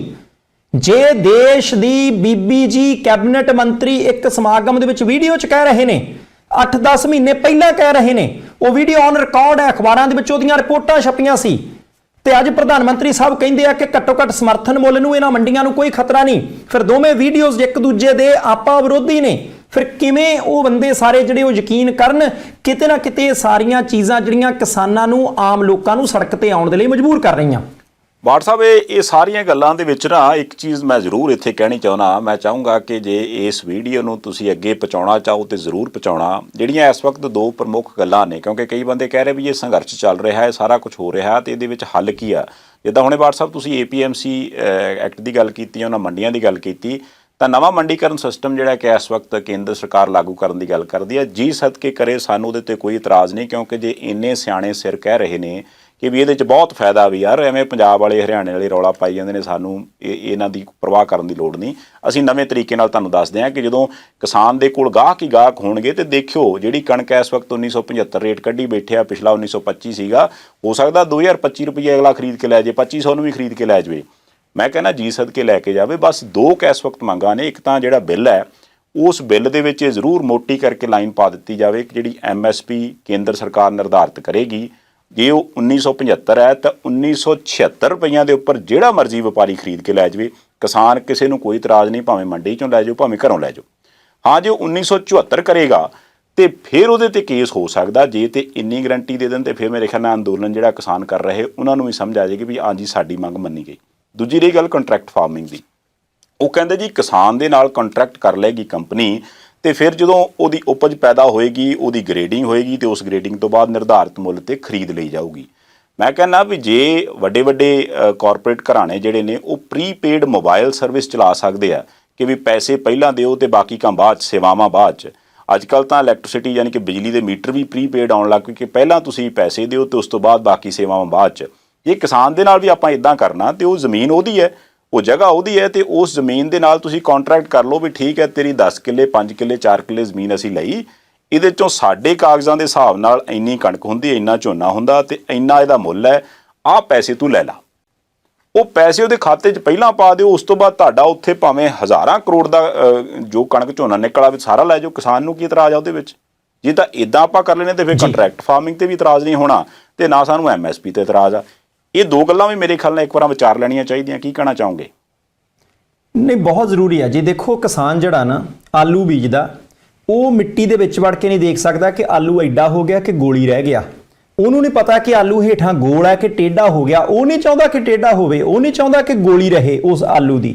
ਉਹਨੂੰ ਨਹੀਂ ਪਤਾ ਕਿ ਅੱਜ ਜਿਹੜੀ ਕਣਕ ਪੱਕ ਗਈ ਹੈ, ਇਹਨੂੰ ਜਦੋਂ ਵੱਢਣਾ ਹੈ ਉਦੋਂ ਤੱਕ ਮੀਂਹ ਆ ਜਾਣਾ, ਹਨੇਰੀ ਆ ਜਾਣੀ, ਕਣਕ ਜਿਹੜੀ ਹੈ ਉਹ ਕਰੰਡ ਹੋ ਜਾਣੀ, ਕਾਲੀ ਹੋ ਜਾਣੀ, ਜਾਂ ਨਮੀ ਬਹੁਤ ਰਹਿਣੀ। ਉਹਨੂੰ ਨਹੀਂ ਪਤਾ, ਨਾ ਉਹ ਚਾਹੁੰਦਾ। ਤੇ ਜਿਹੜੀ ਹਾਂ ਗੱਲ ਤੁਸੀਂ ਦੱਸੀ ਹੈ, ਜੇ ਇਦਾਂ ਦੀ ਸ਼ਿਲਤਰ ਕਿਤੇ ਪੈਰ ਦੇ ਵਿੱਚ ਉਹਨਾਂ ਦੇ ਵੀ ਲੱਗ ਜਾਏ, ਉਹਨਾਂ ਨੂੰ ਵੀ ਪਤਾ ਲੱਗੇ ਕਿ ਆਹ ਕੁਝ ਕਰਨਾ, ਫਿਰ ਕਿਸਾਨ ਨੂੰ ਸੜਕ ਤੇ ਆਉਣ ਦੀ ਲੋੜ ਨਹੀਂ ਹੈ। ਕਿਸਾਨ ਵੀ ਚਾਹੁੰਦਾ ਕਿ ਮੈਂ घर में बैठ के मूवी देखूं, वो सारा कुछ करूं, मेरे पास भी बढ़िया गाड़ी हो। ਉਹਨੂੰ ਕੋਈ ਲੋੜ ਹੀ ਨਹੀਂ ਕਿ ਭਾਈ ਉਹ ਰੇਲਵੇ ਟਰੈਕ ਦੇ ਉੱਤੇ ਗਾਡਰ ਤੇ ਸਿਰ ਰੱਖ ਕੇ ਸੁੱਤਾ ਹੈ। ਇਹ ਦੋਨੋਂ ਚੀਜ਼ਾਂ ਬਹੁਤ ਇੰਪੋਰਟੈਂਟ ਨੇ। ਇਹ ਗ੍ਰੇਡਿੰਗ ਵਾਲਾ ਮਸਲਾ ਜ਼ਰੂਰੀ ਹੋਣਾ ਚਾਹੀਦਾ ਕਿ ਉਧਰਲੇ ਪਾਸੇ ਪਹਿਲਾਂ ਦੇ ਦਿਓ, ਤੁਸੀਂ ਭਾਈ ਪ੍ਰੀਪੇਡ ਕਰ ਦਿਓ ਕੰਮ। ਵਾਟ ਸਾਹਿਬ, ਸਮਾਂ ਮੁੱਕ ਗਿਆ, ਗੱਲਾਂ ਕਰਦੇ ਕਰਦੇ ਆਪਾਂ ਵੀ ਅੱਜ ਮੈਂ ਭਾਵੁਕ ਹੋ ਕੇ ਕਿ ਹੋਰ ਹੀ ਪਾਸੇ ਗੱਲ ਖਿੱਚ ਕੇ ਲੈ ਗਏ ਹਾਂ। ਕੱਲ ਫੇਰ ਮਿਲਦੇ ਹਾਂ ਜੀ। ਬੜਾ ਧੰਨਵਾਦ ਤੁਹਾਡਾ। ਬਹੁਤ ਸ਼ੁਕਰੀਆ ਜੀ, ਧੰਨਵਾਦ। ਇਸ ਦੇ ਨਾਲ ਹੀ ਇਸ ਪ੍ਰੋਗਰਾਮ ਨੂੰ ਆਪਾਂ ਇੱਥੇ ਸਮਾਪਤ ਕਰਦੇ ਹਾਂ ਜੀ। ਆਪਣੀ ਫੀਡਬੈਕ ਸਾਡੇ ਤੱਕ ਪਹੁੰਚਾਉਂਦੇ ਰਿਹਾ ਕਰੋ। ਦੇਖਦੇ ਰਹਿਣਾ ਪ੍ਰਾਈਮ ਏਸ਼ੀਆ TV, ਤੁਹਾਡਾ ਆਪਣਾ, ਤੁਹਾਡੇ ਲਈ।